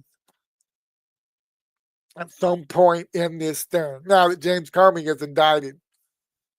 Okay, now very quickly, I gotta get past see some of these other things that I did. Yeah, James Comey. Okay, let me make a point about James Comey. Let me go find that post I was going to share because already there are talking heads. You're watching the talking heads on your TV. Well, it's very hard to prove a perjury obstruction of justice case. It's going to be very hard to do this. They're probably not going to be able to successfully do it. Okay. Hold on now. I want you to keep this in mind. Every one of these talking heads telling you, well, people in a perjury case is very difficult. It's very hard to prove obstruction of justice. Well, yes, I did a post this morning. I'll read it to you.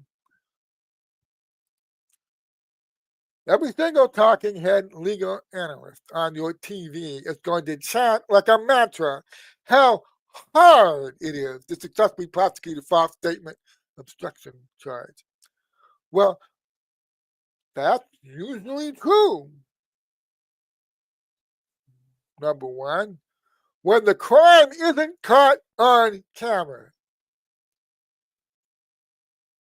by a person testifying in front of the U.S. Congress while being asked specific questions about a criminal link conspiracy they were leading at the FBI. Yes, usually it's true. It is hard to prove a perjury case, an obstruction of justice case, when it's not on camera.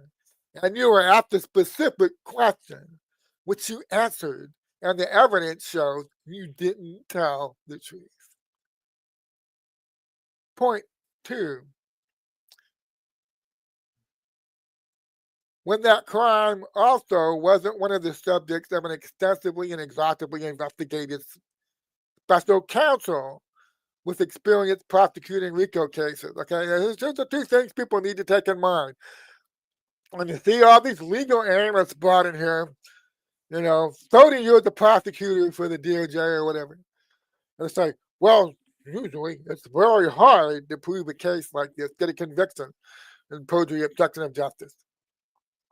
It is hard. What's not on camera, the person was asked a specific question. And the evidence, a ton of evidence, collected by a freaking special counsel for years and years and years, meticulously collected and cataloged. It's on camera, and there's a ton of evidence that, yes, James Comey was leading a leak team at the FBI to target certain people for politicized slash weaponized investigations.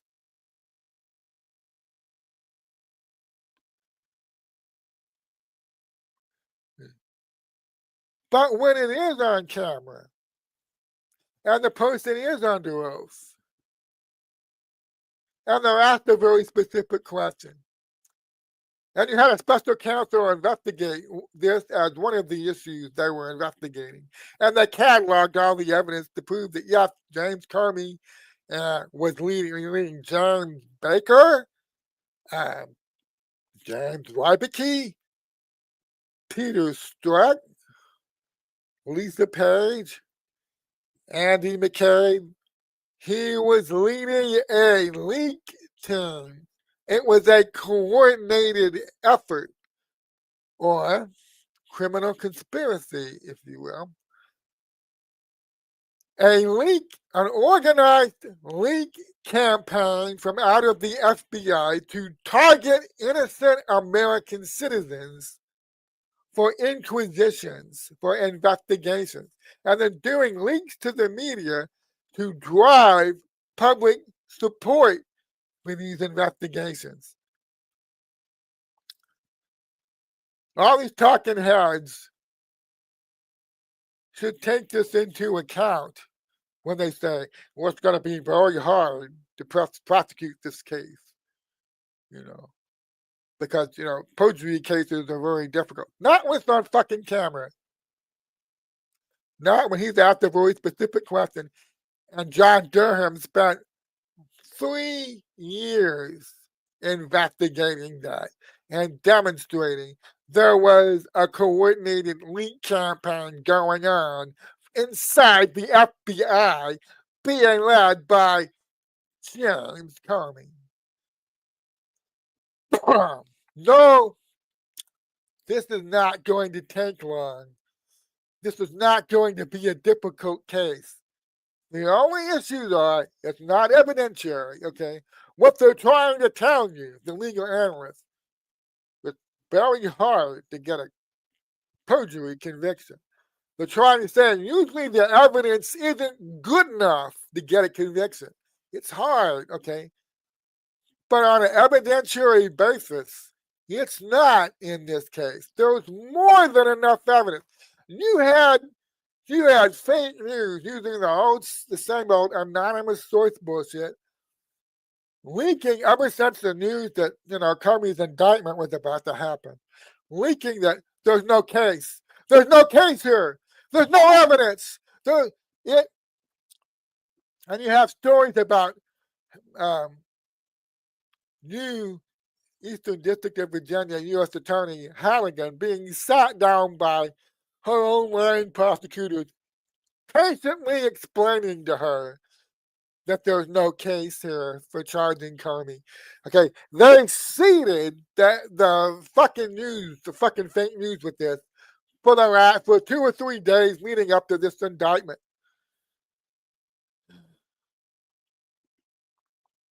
Was all bullshit. There was more than enough evidence to sustain an indictment okay, I've been saying this too. I'll get to that in a minute, okay? In this case, Comey's lies are on video while under oath, and special counsel John Durham did a 5-year investigation of Comey and others involved in this RICO conspiracy. Halligan has more than enough evidence to sustain an indictment and get a conviction. Now, why do I say 5 years? Everybody knows John Durham only began investigating Spygate leaks out of the FBI in April of 2019, right?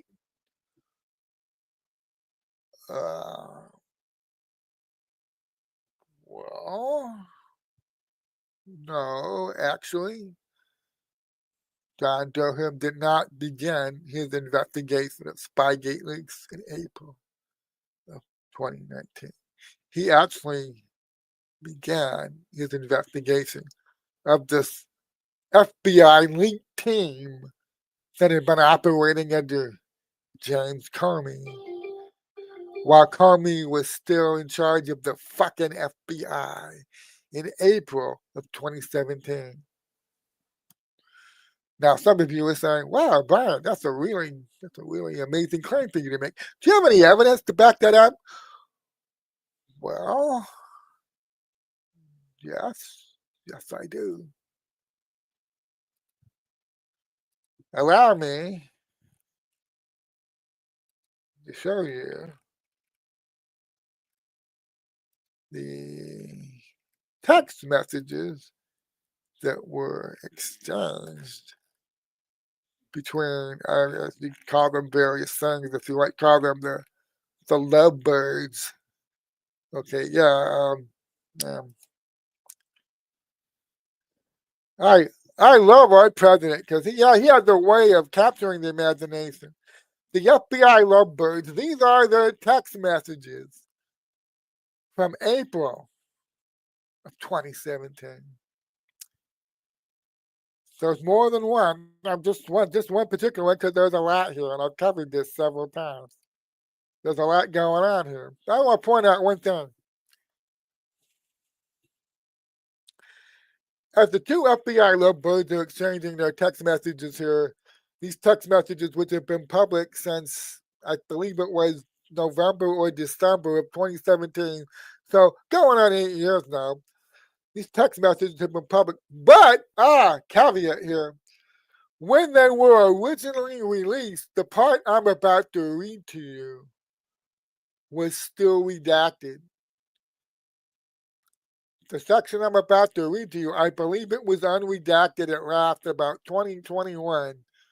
Oh, maybe it was unredacted when William Barr was on his way out the door. I have to go back and check, okay? But originally, when these text messages between Peter Strzok and Lisa Page made on their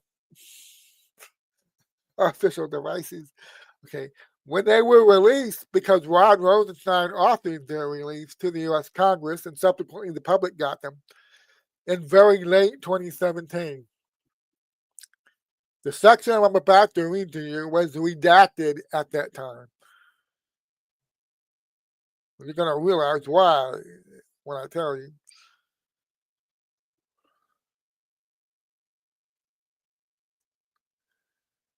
Okay.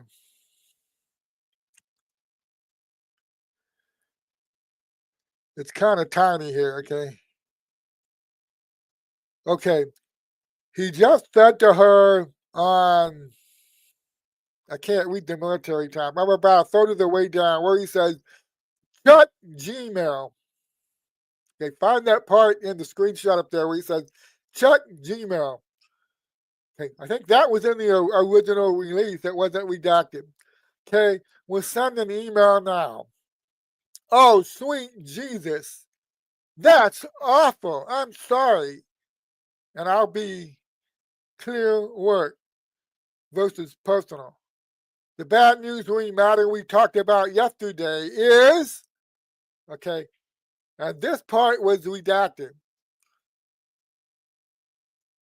RT said they were told on Friday that case would go to John Durham, not NSD.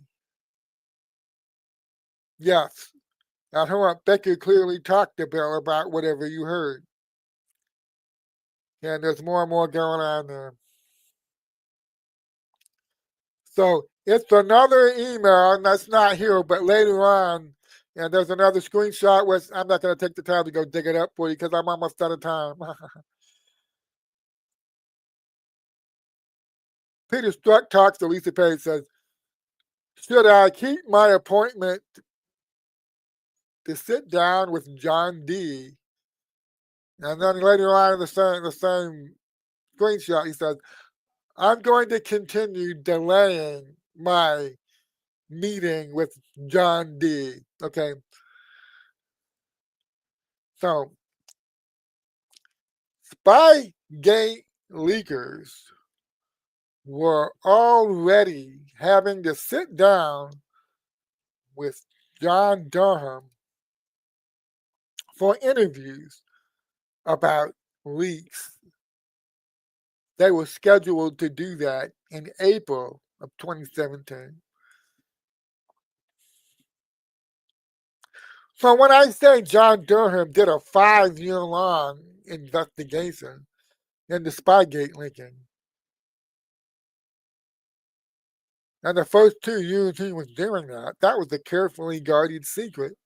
Remember, those text messages, any mention of John Durham or John D was redacted when those text messages were made public very late 2017 by Rod Rosenstein.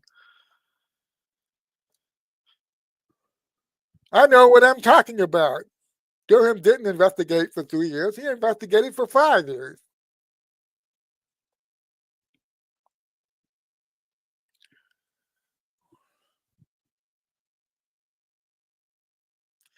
Here's the point I've been making for the last 3 days. People were claiming, well, they'll just indict Comey for the perjury, but they won't charge him for the leaking. Okay, no, they're not going to charge him for the leaking.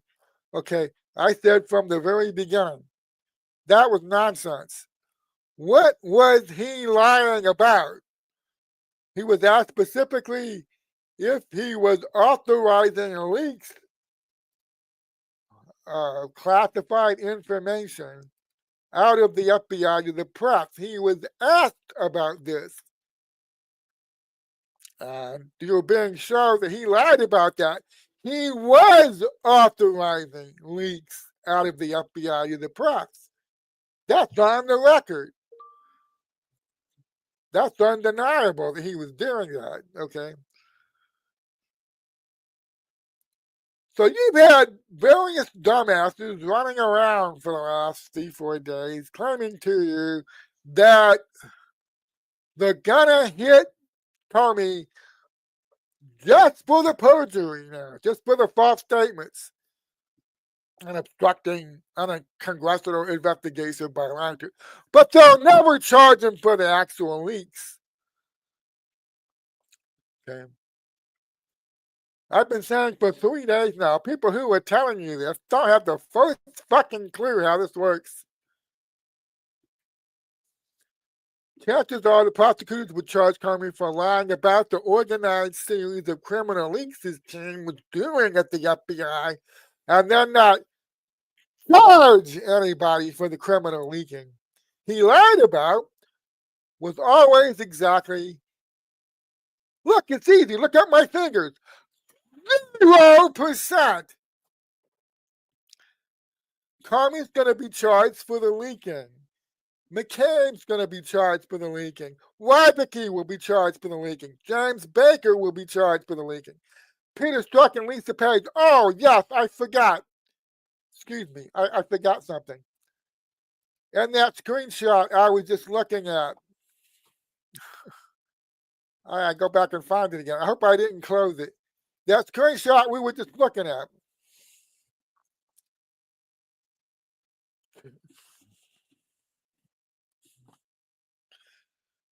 Right here at this section right here. Also, 2 new articles coming. One, NYT, New York Times, your namesake, and a Guardian one, which is worse. Just go find Baker and say that I said he might reach out. Yeah. What are they doing there? What did they have prior knowledge of there? What are they displaying prior knowledge of? Stories that are appearing in the press, in which they're appearing is either they were the one that leaked it to that news outlet, or they're one of the anonymous sources familiar with the matter. I know I'm going to overtime. I got to deal with this. I got to deal with this now. All right. It's going to be a long one. All right. Somebody said the other day, Shipwreck Crew was trying to tell people, nasty people misunderstand what Shipwreck Crew is trying to say, because some of this is complicated shit. Well, James Comey was authorized to leak some things from the FBI. He was authorized to do that, right? And people get confused about what exactly it was. James Comey could legally authorize people to leak to the media. So I dealt with that this morning. Let me go find that one. You should all be following me on X.com, by the way. That's where I put most of my stuff. Okay, here's that post. Now, somebody asked me, Shipwreck Crew was saying that Comey was authorized to make these leaks to the press. I said, okay, you got to understand the difference between the kind of leak you're talking about. Okay, this is why you have to know your shit. And even when somebody like Shipwreck Crew tries to explain this, okay, stuff gets lost in translation. So I made this post to clarify that. Here's what the person said. Shipwreck says FBI director can authorize leaks, but of course he can't lie to Congress. It depends on what's being leaked, if he has any legal authority to authorize that leak or not. Let me explain. To be clear, Comey can only authorize leaks to the media about FBI matters. Ongoing investigations being carried out by the FBI and material classified within the FBI system.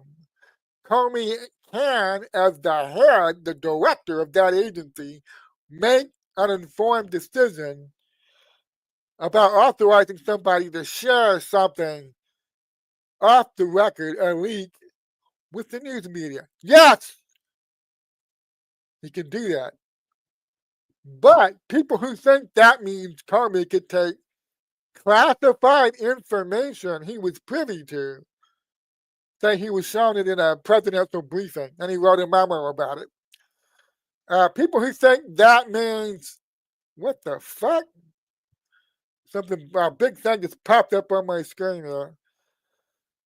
Okay, to be clear, Comey can only leak stuff that has to do with the FBI.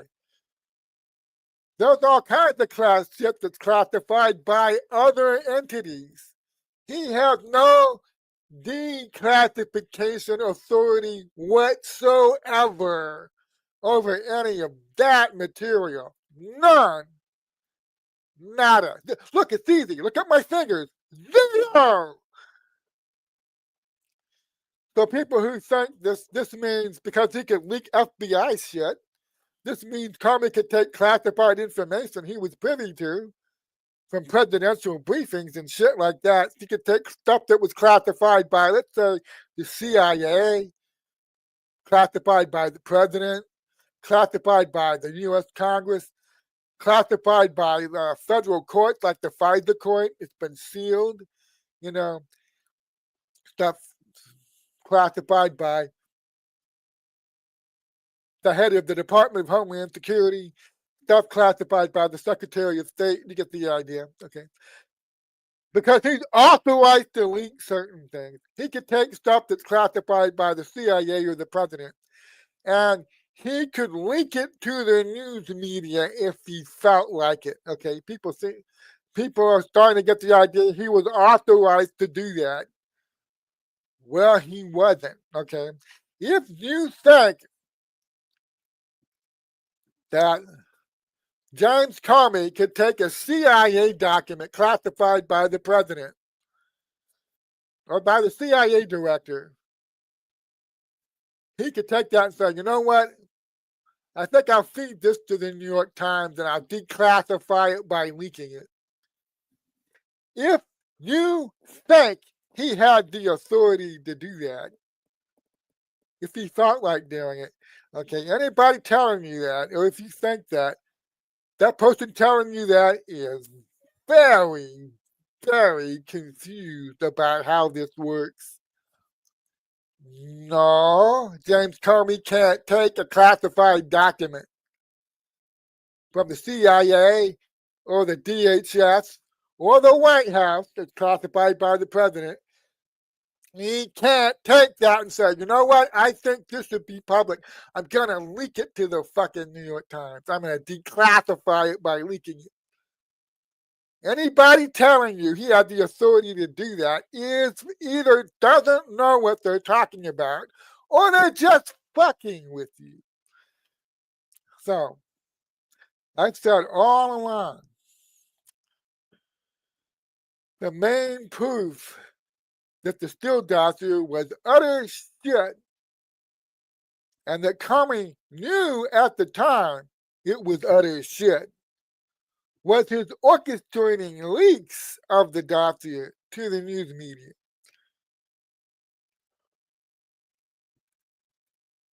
Here's how I know that.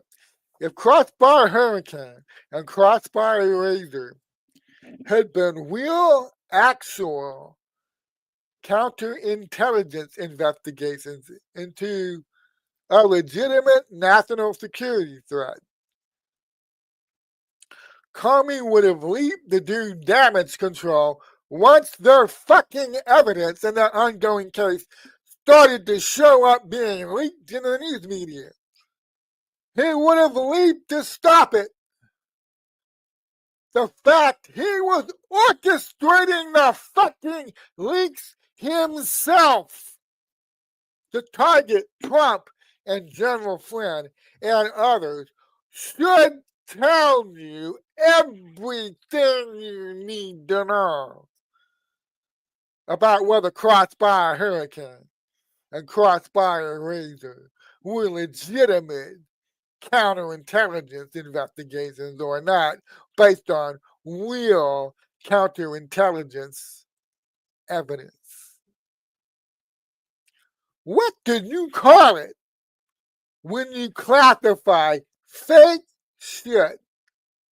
Then use that fake shit to launch politicized, weaponized investigations of innocent targets. Then use a campaign, a strategic leaking campaign to the press to build public support for your inquisition of the innocent people you have targeted. What do you call that?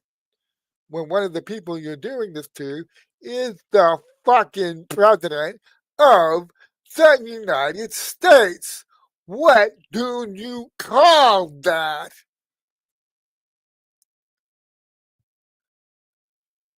And before Empty Will and all these other fucking people jump in here, so I said he wasn't the president yet. He was merely the president-elect. They didn't stop. They didn't stop. They kept going. Once he put his hand on the Bible and raised his right hand, he put his left hand on the Bible, he raised his right hand, January 20, 2017, he became the United States president. And they didn't fucking stop. They didn't stop. What did you call that?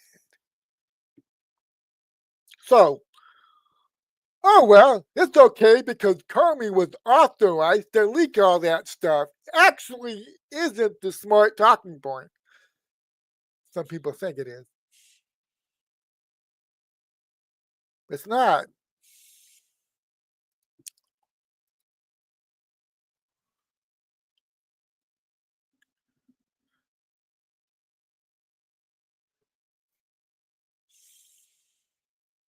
Check Gmail.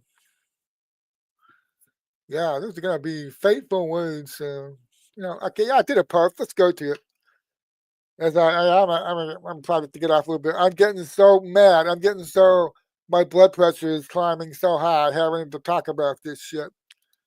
Okay, let me find that post I did. I asked people a question. Hey, how many CIA agents do you think are on these two screenshots? Okay, yeah, let me go and find that. Okay, I found it. And I'm gonna show my screen again. Now there's two different screenshots here. They're exactly the same, except for one picture. The first picture, I have that ugly motherfucker no name on it. I made this meme about 7, 8 months ago for reasons that are going to become, well, pretty apparent. So, and I have 12 people pictured here. I could have put 20 fucking people on here, okay, but the pictures would have been too small. You know, I just went with like what I consider the top 12. It says, it's all fun and games. It's a secret email network and the cool fake name email addresses until President Donald J. Trump declassifies it. Oh, right. And I got pictures of 12 people here. Barack Obama, Hillary Clinton, some guy who died a long time ago, some Iranian chick, uh, some person that was promised the Supreme Court, see if she would, return a certain favor for the Clintons. That bitch Susan Rice. Some guy nobody even remembers, Jay Carney, that grinning prick that spent 3 years telling everybody the border was fine. And some weird chick who really seems to get around. Being almost like she's Hillary Clinton's Seven or something, her handler, if you will. And that prick, James Comey, Lurch, that guy, the climate change guy now, Lurch, John Kerry, who was in Vietnam, by the way. Did you know that? Okay. And finally, that no-name asshole. So I made a second version of this, and there's only one key difference in the second version. I have a different picture on it. And you may wonder who that is, okay? Well, I'll tell you who that is. His initials are ES. That's Eric Schmidt, former chairman of Google, or more accurately described, that DARPA military intelligence asset that was sheep-dipped and disguised as a private company to facilitate communications between people.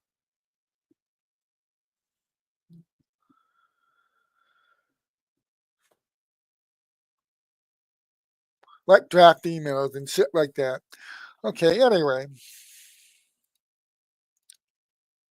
So I asked the question while I was, let me get so you can see the question.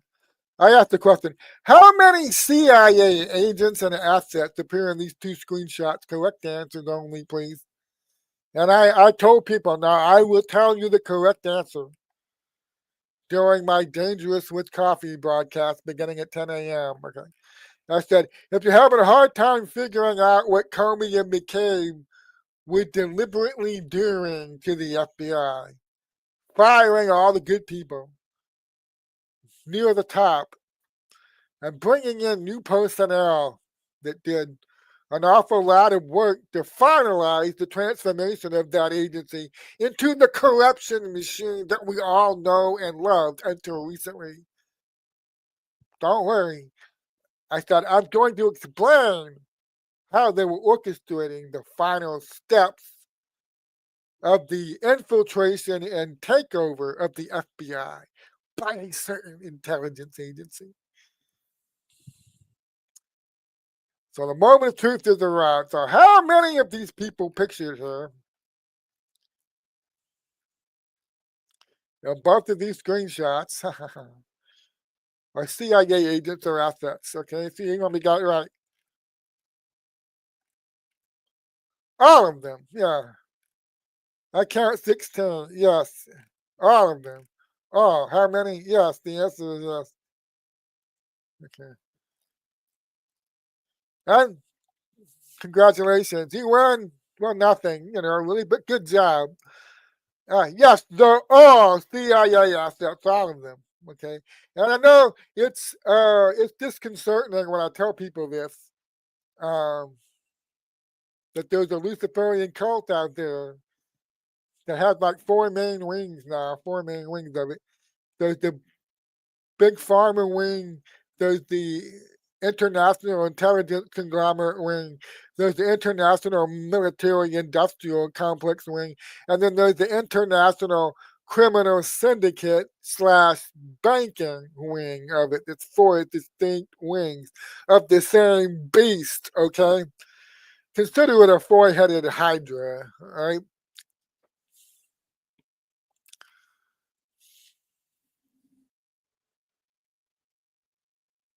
That international intelligence, I think CIA, just to simplify it, okay.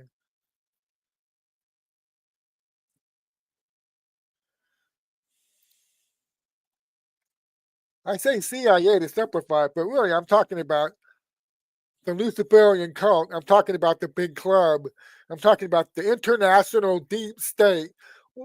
Whatever your favorite name for it is, that's what I'm talking about.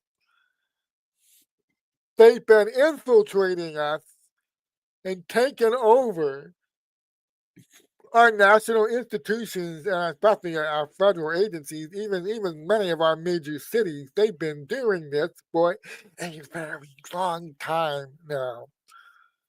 And yes, this includes the FBI. They've been infiltrating and taking over the FBI for a very long time. And once Obama was in there, they decided they were going to go for broke, flush out the last remaining good people at the top. At the same time, they're building their censorship state. They're making the moves. They're making all these moves simultaneously, all these different areas.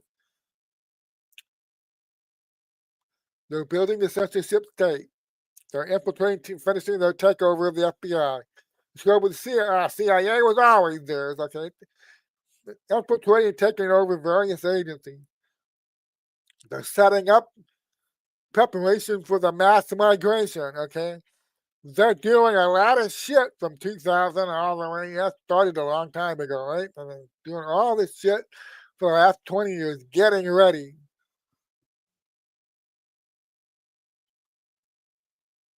Would you be surprised to learn that about probably more than a half of our U.S. Congress are intelligence assets? Would that surprise you? You think Adam Schiff is just some fucking ordinary civilian guy? But Brian, Adam Schiff sat on the House Panel Select Committee on Intelligence, or whatever the hell its name is, HPFC. I always get it wrong. Don't at me on that. Right? House Select Panel, House Panel Select. Okay, I don't remember. But wasn't he the chairman? Wasn't he a member of the Gang of Eight, Brian? Adam Schiff? Wasn't he a member of the Gang of Eight that sits on oversight of the intelligence agencies? Well, yes, that's what it fucking looked like, didn't it? It looked like, yeah, we had civilian oversight of the CIA. If you're the fucking CIA and you want Carte Blanche to do whatever the fuck you want anywhere in the world without any real oversight, what's the first thing they're going to do? Well, you probably do this.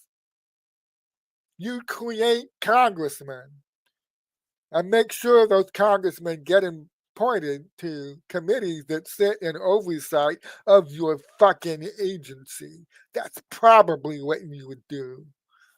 So I know some people think I'm babbling like a lunatic when I say Adam Schiff is a CIA agent.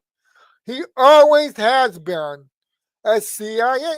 He's a fucking CIA agent. Devin Nunes knows this. He can't tell anybody because it's classified. See.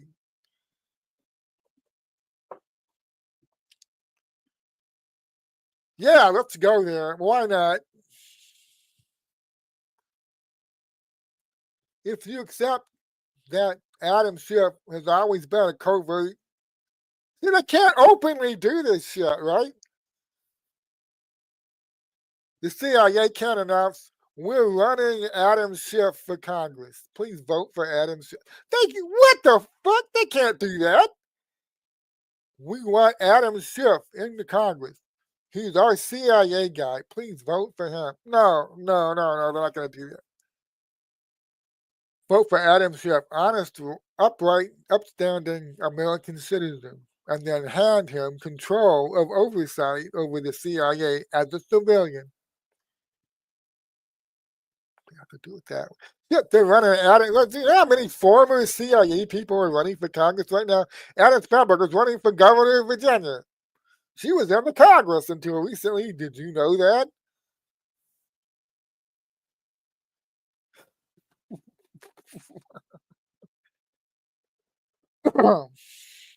They don't do this openly.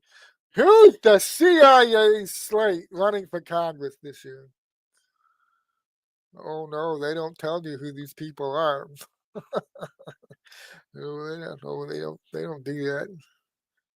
They don't tell you who the people are that are running for the intelligence agency, and not just the American intelligence agencies like CIA.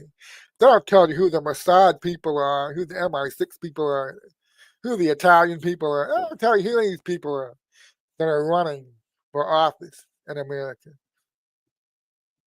Where they can spy and do all kinds of shit and cover all kinds of shit up.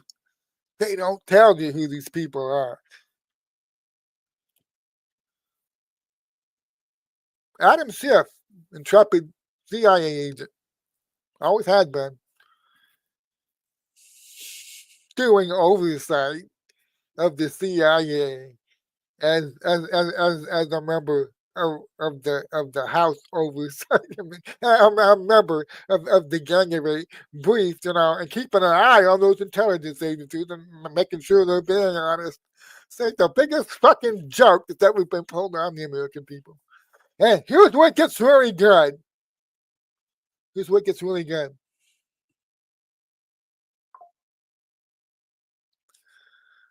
Somebody spied on his ass for 3 years. This fake civilian. Somebody spied on him. Somebody was all up his ass. They were all up in his electronic communications, both him and Swalwell. Somebody was all up in their electronic comms. And this person, whoever it was, that was leading a federal grand jury, spying on this spy I'm talking about. Well, both of them, Schiff and Swalwell, they're both CIA agents. They're assets, at least. They're both CIA assets. Somebody managed to seat a grand jury in either Washington, D.C. or Virginia. Somebody managed to seat a grand jury and get a surveillance warrant approved for the electronic comms of Adam Schiff, intrepid CIA agent Adam Schiff, intrepid CIA agent Eric Swalwell. Somebody managed to get a surveillance warrant on them and about 70 other people inside and around the United States Congress, beginning either extremely late 2017 or very early 2018. They not only got a surveillance warrant on these people, which should have been impossible to do. Should have been there. Should have been very impossible to do this. They not only managed to spy on members of the Gang of Eight who were sitting in oversight of the intelligence agency. They not only managed to get a surveillance warrant on these people, they managed to get a gag order. Gag order. So these companies, Google, Yahoo, Apple, could not alert the targets of the federal grand jury probe that they were being investigated and their electronic communications were being intercepted and analyzed. And this went on for 3 years. I swear to God.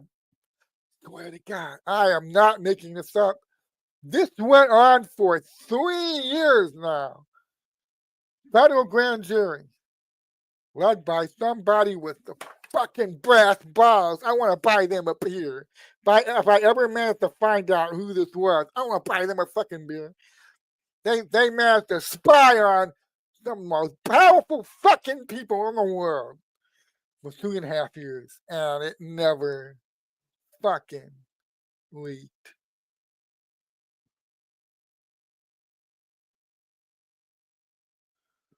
Not until that that surveillance warrant and the corresponding gag order, it was renewed for 3 years in a row.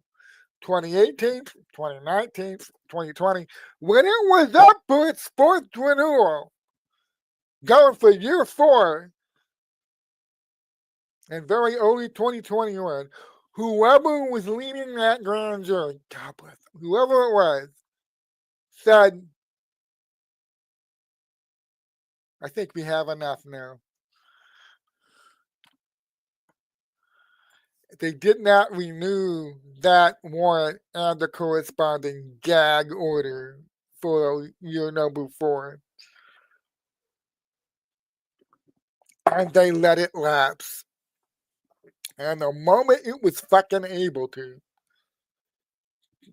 right down to the fucking second that they could, Apple and Google left off to alert all the targets of that federal grand jury probe that they've been spied on for 3 years. And maybe some of you don't remember this, and maybe some of you think I'm making this up. Go back and you Google this.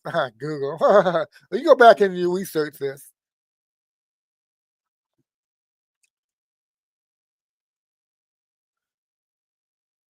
After waiting a month and a half after they discovered somebody, by some miracle, had been spying on them for 2 years, Swalwell and Schiff both went to the press and raised high holy hell. This is an outrage. This is a disgrace. How is it even possible that the Trump DOJ was spying on us? How is this even possible? Even though this went on into the Biden administration. Look, man, I don't make this up. I'm just telling you what happened. How is it possible somebody could spy on us and it never leaked and nobody told us? There needs to be an investigation into how this happened. Go back and look. They held a press conference. They don't talk about it much anymore. Gee, I wonder who was leading that federal grand jury that was investigating us for 3 years while we were doing all kinds of illegal leaking shit.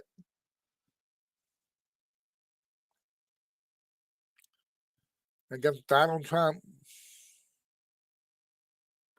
I wonder who that was.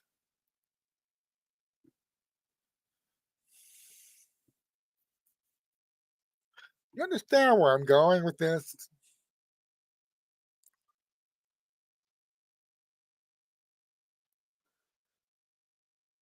We haven't had a real American government in this country for over 100 years. We had a facade. We had a shadow government, much of it foreign, much of it not even American, that was actually running our fucking country from the shadows. That's what we had. That's what Donald Trump is in the process of destroying. That first term, the more I watch events unfold, the more I'm convinced that first term was a scouting reconnaissance, however the fuck you say that. He was scouting them in that first term, setting things up. That's what he was doing. And when he came back in the second term. He hit the ground running, man. He had a plan. He knew exactly what he was doing. And he's been doing it.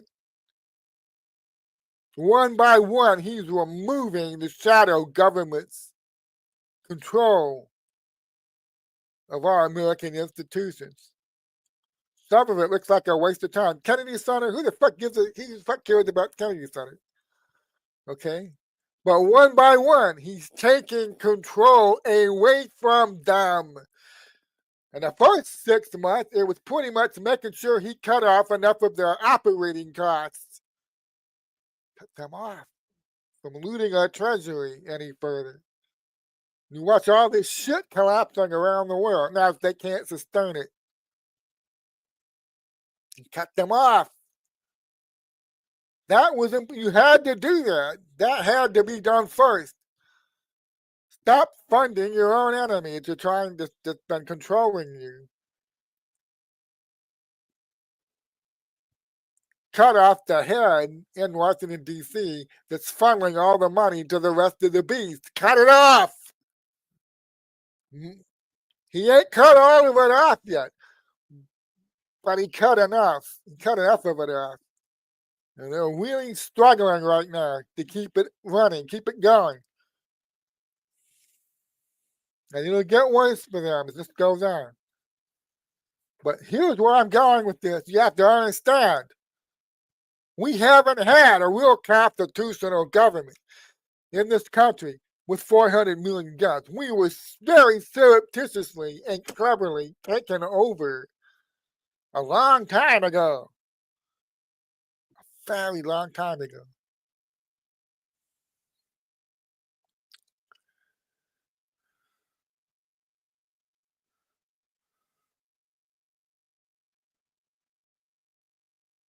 The control this shadow government has goes all the way down to the state and many of the big blue counties. It goes right down to the county level. It's not just the federal government. You wonder how we ended up with the criminal justice system in many of our big cities? Just an absolute joke. I saw a story. I'm not going to go into it. I don't have time.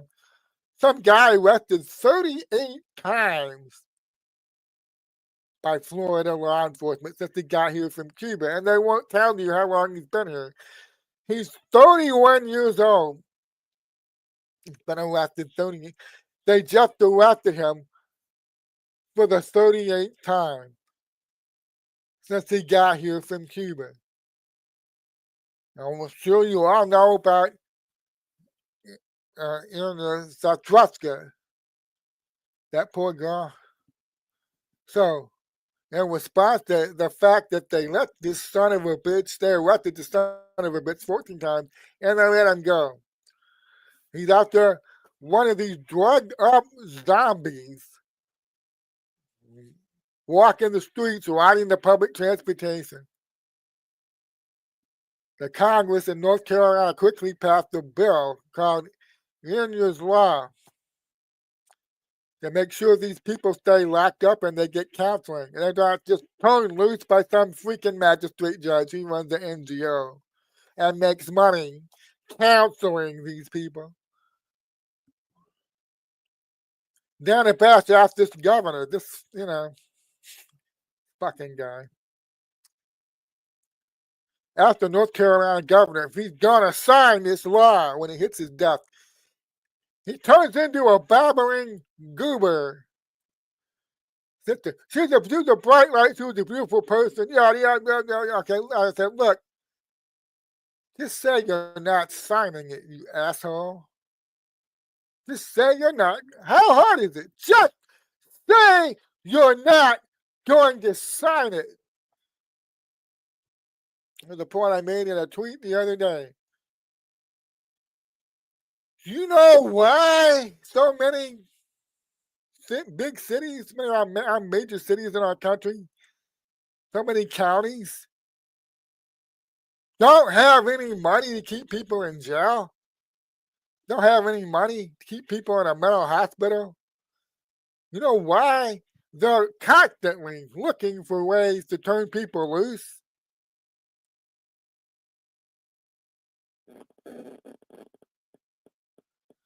Here's your answer. $700 billion a year has been stolen out of our country. That's what it's up. I mean, okay, a little bit of a caveat here. I'm kind of guessing how much it is. I did some research. I'm pretty sure from what I looked at from the NGOs and all the sheer amount of fucking fraud and money laundering that was going on from out of our U.S. Treasury, they're taking about $300 billion a year, at least $300 billion a year. Tipped off to God knows where. Because remember, Elon Musk told you this. They never turned any requests down. That shit didn't start happening, turning down requests, until Elon Musk and Scott Bissett got there and they changed the system. It's only this year they started turning down requests. And when you put a request in, you have to put your fucking name on it now. Did you know that? You did you didn't even have to say what you wanted the fucking money for, and you didn't have to put your fucking name on it on the request. Did you see when they told you that's what they found? Because they did tell you that. So the best guesstimation I could come up with based on the sheer scope of this is that they were laundering and stealing about $300 billion a year out of our U.S. Treasury, just to the NGOs now. And I looked at foreign aid. How much foreign aid gets shipped overseas every year? Every year, $400 billion. Most of that, the large majority of that, goes to corrupt regimes that steal most of it.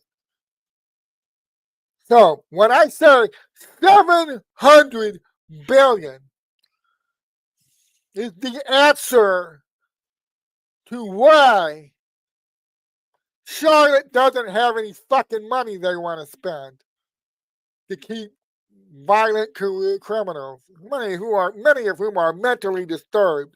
Why don't have any money they want to spend on that? Why New York City doesn't have any money? Why LA? Shit, we're good. Gavin Newsom. They don't have any money they want to spend on that. Chicago, don't have any money they want to spend on that. Why? Well, one of the big reasons why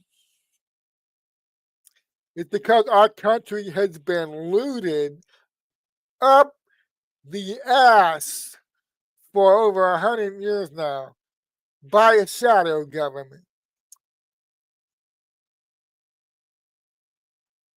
Our taxpayers, it starts at the county level and they pass. I'm just talking about the federal money they take now. God knows how much shit they're being paid off from the state and county level. I'm just talking about the federal money here. It passes up the tax money now from the counties to the states to the federal U.S. Treasury. About $2 trillion a year. And about over half a billion of that, $700 billion, ends up being directly stolen every fucking year until this year. Now that he's back, and he brought Elon with him, and he shut it down. See, one of the biggest reasons it makes it easy, even if you manage to get an honest person elected at the local level in many of these states, why it's easy for them to just go along with policies that turn the fucking criminal justice system into a revolving door. You know why? They don't have enough fucking money.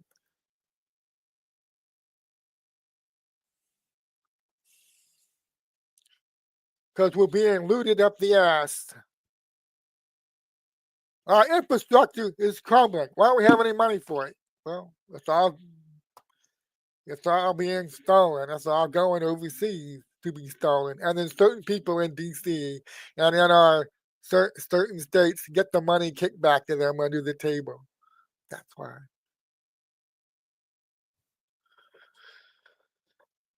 So that North Carolina governor turns into a babbling goober when he's asked if he's going to sign areas law. You know why he said he can't just come out and say no? Because he doesn't want to tell anybody. The money they do have, they've already decided how they're going to spend it. Priorities, man, you gotta have them, okay? And now you're throwing a curveball at me and telling me that we have to take money away from our priorities and spend some of it on building new jails, building new mental hospitals, and we don't have it.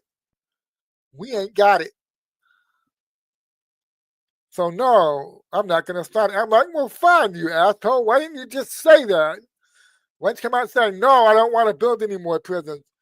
We got this much money to work with. The federal government takes all the rest of it. We get just this much to work with at the state level. And you want me to rejigger all of this and refigure it all out, come up with a couple million for a new jail program to keep people in jail, start holding more people in jail, send more people to prison, build more mental hospitals to keep more mentally unbalanced people. I don't know. No, I'm not going to do that. Or he'll come out and say, yes, and he knows nobody will like this. I'll do that if you let me raise your taxes to pay for it.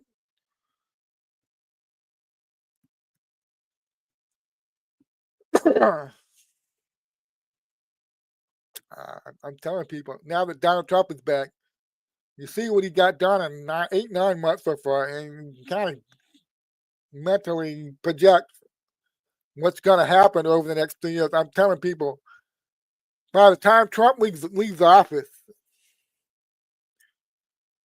January 2029, a new president will be sworn in. I don't think it'll be Donald Trump. Sorry. It'll be somebody else. You're not going to recognize this country. You won't recognize it. You have no idea how much they've been stealing, how oppressed you've been. The fact that the shadow government that was in control here, what they were literally doing to our country, oppressing it, suppressing it, exploiting the fuck out of it, looting it up the wazoo, okay? You still don't know the full scale. I'm guessing when I say 700 billion. I'm honest about that. I estimate about 300 billion to the NGOs based on what I saw, and I estimate about another 400 billion stolen as foreign aid.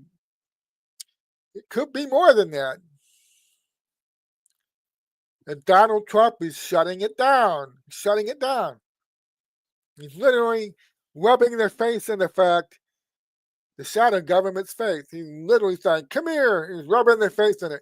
Not your White House. Not your military. Not your country anymore. I'm giving it back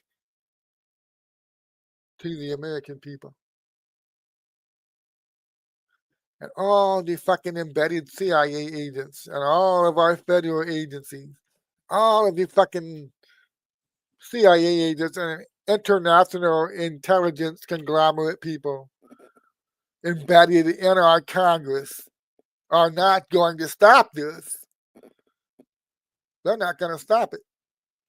Like I said, after I did a picture of CIA agents and assets in those team meetings, I said, man, I do a picture of all 430 members of Congress, and I'd ask the same question if I could. How many of these people in our Congress do you think are intelligence agents or assets? How many of them?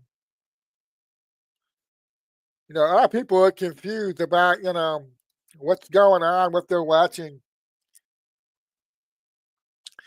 They're really confused about it. It's not that hard. There are a lot of people who've been embedded in our country, in our government agencies, at the federal level, at the state levels. They've been embedded in our military. They've been embedded in our law enforcement, our intelligence agencies, They have a higher loyalty, okay? And it's not, their highest loyalty is not to America, not the United States of America, not to America first. Their higher loyalty is to that shadow government. The people think like, you're talking about the Zionists, aren't you? You're talking about Israel. Oh, listen. Don't get bogged down on affiliates. Up until recently, you can say the USA was an affiliate of the shadow government. They controlled us. This international entity. A lot of people say they're based in Israel. Listen to me carefully. The Luciferian cult I talk about, the shadow government, the shadow entity, predated Israel by a couple hundred years, okay? Look, don't make the mistake of saying it's all coming from Tel Aviv. It's all Israeli. You're falling for a psyop if you do that. They want you to think it's just the Israelis. It's just those Jews in Tel Aviv. They're the ones that are behind all of this. No, they're an affiliate, just like we were an affiliate until very recently.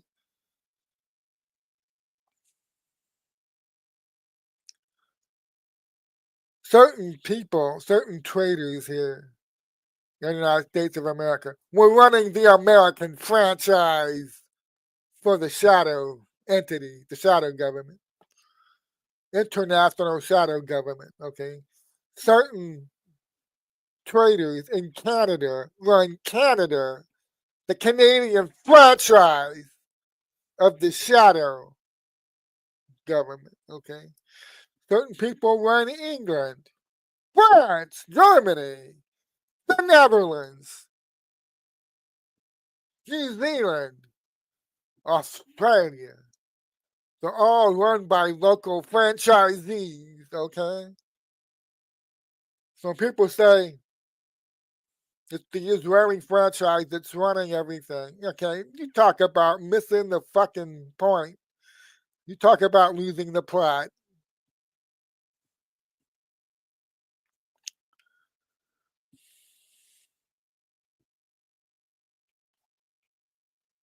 Israel may be safe for last, but that's not because they're the ones running everything.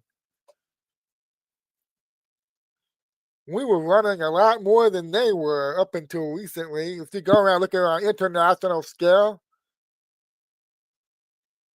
Israel was the junior partner, buddy.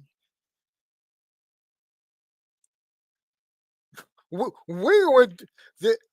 You think Israel was doing more than the United States government was when it came to running the international shadow government's various enterprises around the world? Who do you think they were utilizing the most? Us or Israel? Don't be a fucking idiot. Now they still have control in Israel. Yes, they still have control of the government in Israel. Right. Their influence here in the US government is declining by the day. You're watching their power and influence over our country drain away because of what Trump and the patriots around him are doing.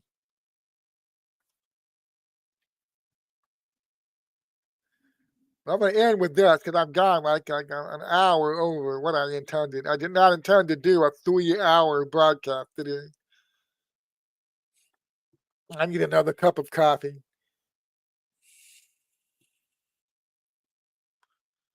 To understand what you're watching, you have to understand psychological operations are crafted, carefully crafted now, by very serious people who study you and they learn what your confirmation biases are. And they craft narratives that are going to appeal to your confirmation biases. So, as Secretary of War, I love saying that.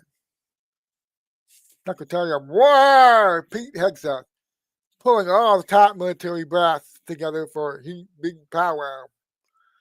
Have you noticed the people embedded, and not just in our military, in our news media, our academia, Hollywood, certain people embedded in most major American institutions with higher loyalties? They starting to get really fucking nervous. Have you noticed that?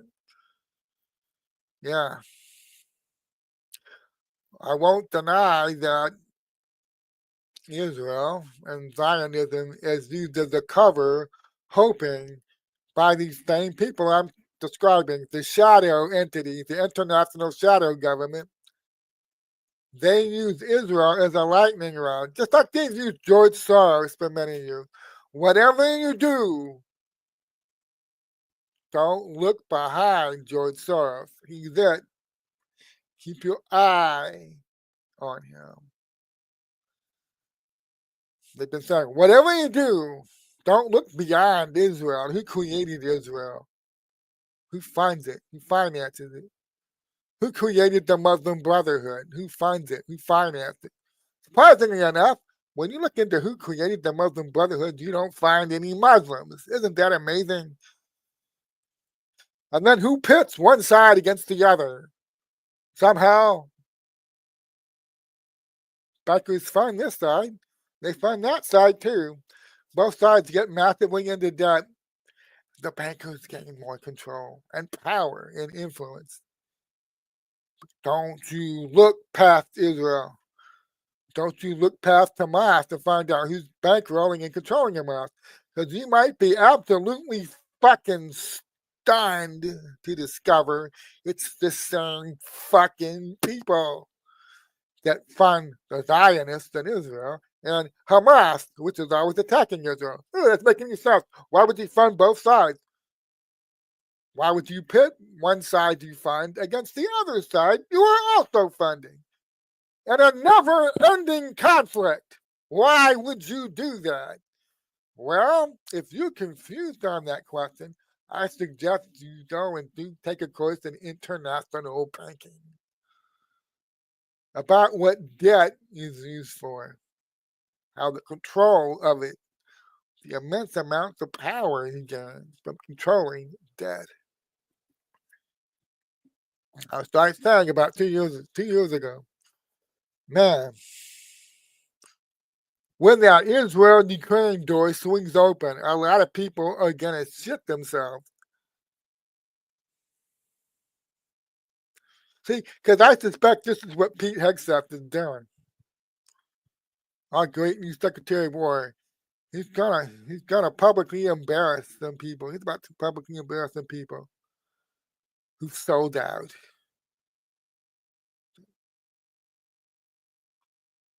They have a high ranking job in our US military, but they have a higher loyalty than to the United States of America and our United States Constitution. And he's about to do something with these people and go completely around them because there's things that need doing, and he can't have these people with higher loyalties getting in his way.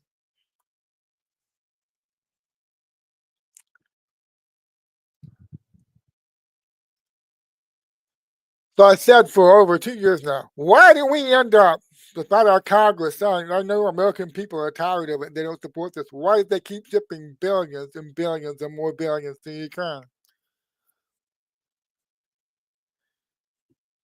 When I talk about the Israel-Ukraine door, people say, well, isn't that because that's what Israel wanted? Technically, yes. That's what the people who run Israel, who control the government, that's what they wanted. I'm going to add something to this, okay? It's not just the door that swings open that shows you the truth about Israel and Ukraine. It's going to show you a truth about the United States up until this year.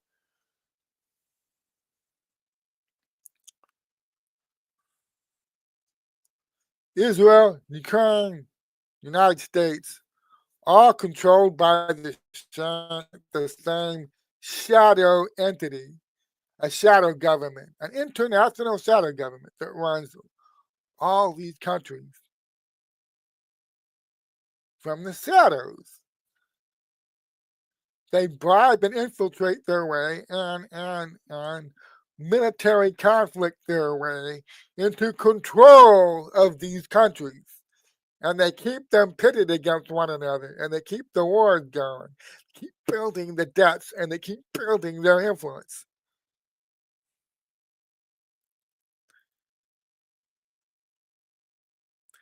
The Israel, Ukraine, United States door, the United States part swung open already. Everybody's pretty much figured out the Ukraine thing at this point. That's why Israel saved for last.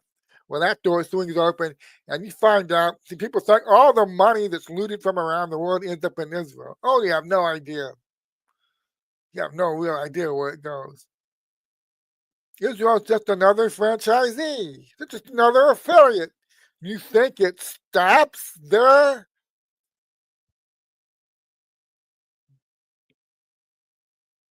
Well, it doesn't.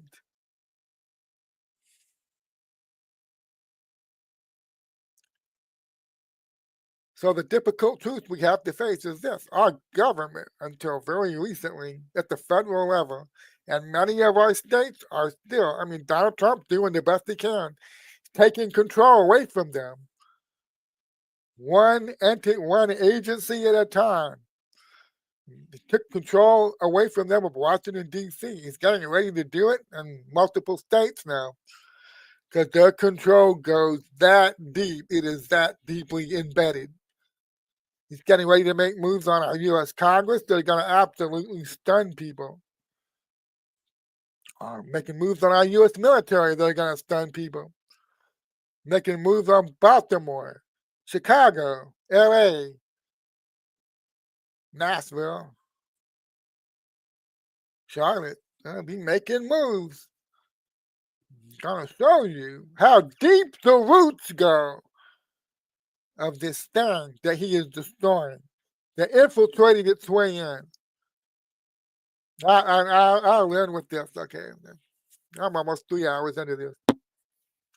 10 years ago, when he came down that golden escalator, these people were looking at him and saying, "Man, if you're going to attempt this, if you're serious about this, you have no idea how doomed you are. This is doomed from the beginning.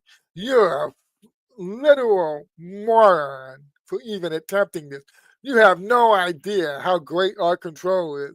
You have no idea how deeply entrenched and embedded we are. You don't have a clue what you're walking into." 10 years later, only some of you are starting to realize who it is, who it was that didn't have a fucking clue what they were about to walk into. Okay. God bless you. Thank you for watching and making me a part of your Friday afternoon now. Okay. I will be back on Monday and hopefully we get more indictments. Okay. We see more people being indicted. Because you can't do this. You cannot charge James Comey for lying about a leak conspiracy. A actual functioning leak team doing multiple leaks out of the FBI to target innocent Americans for investigation. You cannot charge James Comey for that without charging the leakers. It's impossible. So yes, there are more indictments coming, and I will be here covering them for you and talking about them. So God bless you. I'll see you all on Monday at 10 a.m. on Dangerous with Coffee with Brian Cates. Click.